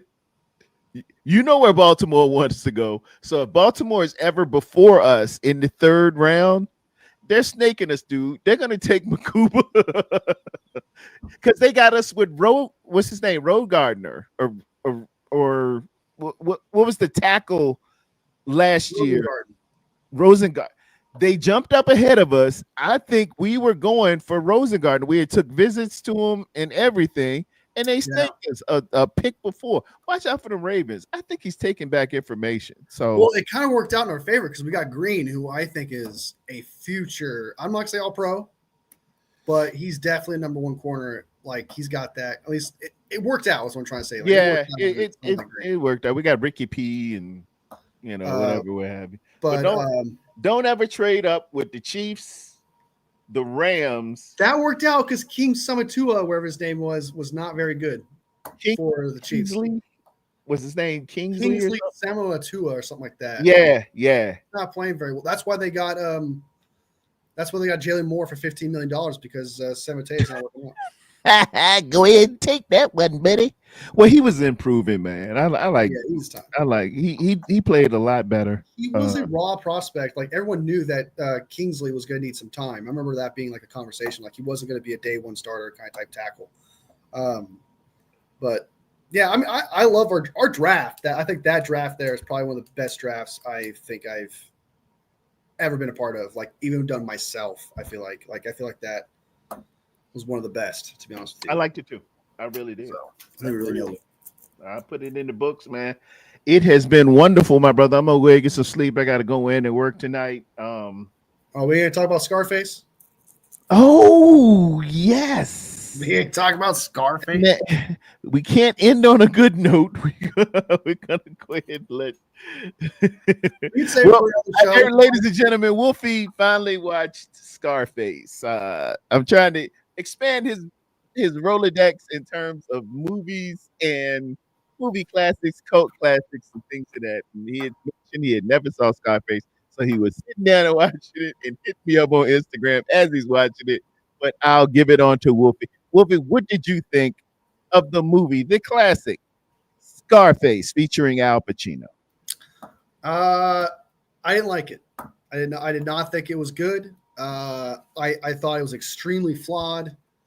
The one thing I did like about it was Al Pacino, and I could see why people love what he did there. Like he gave it, you could tell he gave it his all, he gave 100%. So I'll say the good thing about it was Al Pacino. The way I kind of looked like, if you like gangster movies, I could definitely see you loving this because this is definitely just a straightforward kind of like, rags to riches. Yeah, kind of type thing, but with like, but it lacked, but very. What my complaint was like it lacked depth. It lacked the actual explanation of his rise. It kind of just happens, and then not to mention his everything. His rise was all coincidental. Also, like him getting saved by his friend in the beginning was not because of him. He would have died there if it wasn't for his friend. Then also, the job itself was because of his friend. It wasn't because of him. The part where the guy was an insider, that was coincidental. Never would have happened if that guy wasn't an insider. So he got the promotion that way. The idea was supposed to seem like, okay, he rose to that. He became the mob boss because he earned the respect of his peers within, like they started to love him more. They didn't show that enough. It kind of just happened. They show one scene where before he goes and kills Frank, they show one scene of one of the bodyguard guys saying, oh yeah, he got away from me, when really obviously didn't, or whatever. They showed that one scene.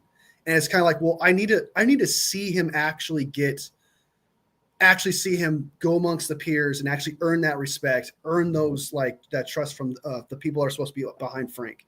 That doesn't happen in the film. It literally just happens where he goes in the room and Frank begs for his life. And I was like, what? I was confused. I was like, you can't just kill a mob boss and then you just suddenly get everything that he owns all of a sudden. That's not how that works. If so, then that would happen all the time. So I had to suspend my belief quite a bit. And that's why I say when someone who likes gangster movies would love this, because it does have those moments. But I did find the first 50 minutes of this film probably the most boring 50 minutes of my life. It was but after that 50 minutes, though, I could see where all those notes of what someone likes about a gangster film was hidden. Another critique real quick. Go ahead. I'm sorry. I've seen someone on coke before. I've seen someone do coke. They're doing it like it's marijuana.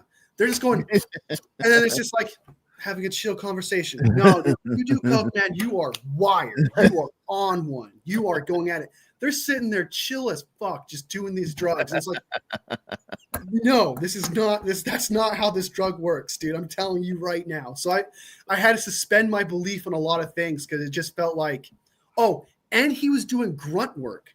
Like, why is he doing grunt work? I feel like it was because of budget, right? I talked to somebody about this movie before and they said, well, they didn't have that much of a budget and stuff like that. They kind of worked what they had to. You don't see enough henchmen. You don't see those actual people who are rose to the top, like secondary men to Frank or anything like that. You barely saw anyone like that. And he was doing he would not have done the bomb thing with the guy beside him. He would not have done that as the mob leader. He would have had someone else do it, and he would have had that happen. Him counting the money with the FBI agent guy thing, he wouldn't be doing that. He would have a henchman doing that, someone he trusts. He probably would have had his friend do it, not him. Because that's the reason when you're a mob, I'm not like I know a lot about the mob, whatever. When you're a mob, you make someone who doesn't like mob films. You don't put yourself in those shoes to have potentially get arrested like that. He constantly put himself in situations where he would be the one to get caught. Like he would take the fall. Exactly. So he would have other people do that.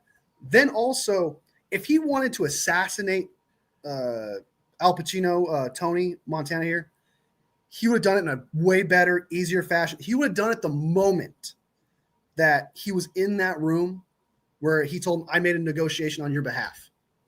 He would have just killed him there. He wouldn't have to go through no assassination attempt there. He could just done it right then and there if he wanted to do it. And then another thing was, it bothered me that he says, I never betrayed you. I was always loyal to you. No, you weren't. What are you talking about? Okay. You literally went behind his back, negotiated on his terms because you know that you were going to gain favor. That is not loyalty, first of all. Second, you literally asked his wife to marry you before all this shit went down. You literally were hitting on his wife, trying to steal his wife from him the entire. That's not loyalty.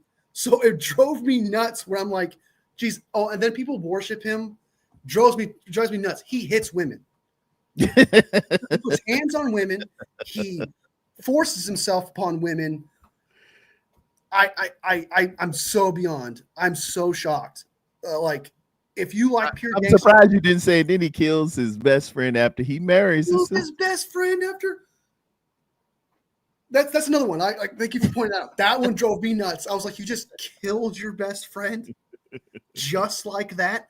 The movie I feel like this movie could have been an hour and 30 minutes if you cut down, because there were some scenes where they hung around, like just from an editing standpoint, they hung around scenes too much where nothing was happening. Like, I feel like you could have cut that down a little bit and still kept all your scenes and made it a 2-hour film and stuff like that. I feel like it was missing certain things where if I like the ending, if I'll give you that, like the ending of it, I like that whole unfolding situation, stuff like that. And I do think that I like that's what Al Pacino brought. He brought you're not supposed to, people ended up worshiping him, but Tony Montana was for you to not worship this guy because he's losing his mind and he's paranoid. What the director was trying to get upon, what Al Pacino was trying to get upon, is that he's a crazy, paranoid guy that doesn't want to lose his power. And he's also not going to look like a little bitch if he were to lose his power. And so he's kind of – I like that part of the ending where it showed that dynamic of like him just going absolutely crazy, right? Okay. I do like that part. There's some good in it, but as an overall film, it had way too many things that I couldn't immerse myself with or believe actually happened. So, but it had the assassination attempt. Is so stupid. Mm-hmm. The assassination attempt and his rise of power is probably the most frustrating part of the film, because there's no way that's how an assassination attempt would have gone down. Like, there's no way, dude. There's no way that would. Okay, now keep in mind this is the early '80s. Yeah, I took that in mind. That's what also frustrated me. Is like in the '80s, everyone knew how coke works. So why are we just chill about doing coke, like as if that doesn't make you go zipping around corners and freaking out and being twitchy and licking your teeth all the time and stuff. You know what I mean? Like, that was driving me nuts. I was like, Michelle Pfeiffer here is literally doing coke and she's just perfectly fine. Like, no, she'd be licking her teeth and going, you know, it's Tommy says I miss blow. But I did do some research, and people said that Scarface is not on the level of Goodfellas or Godfather. So I'll give it respect, but kind of come back to it real quick. Just to repeat myself one last time. Go ahead.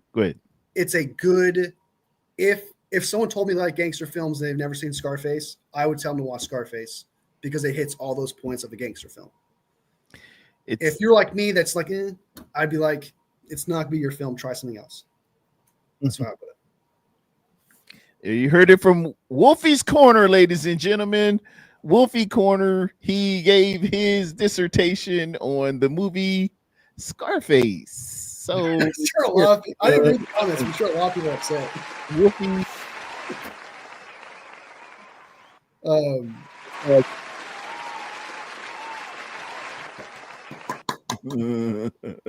But what do you think of the film? By the way, I like to hear, since you're the movie buff and you like all those kinds of movies, like pretty much every movie, like not in that sense, but you know what I mean. Like you're a big movie guy.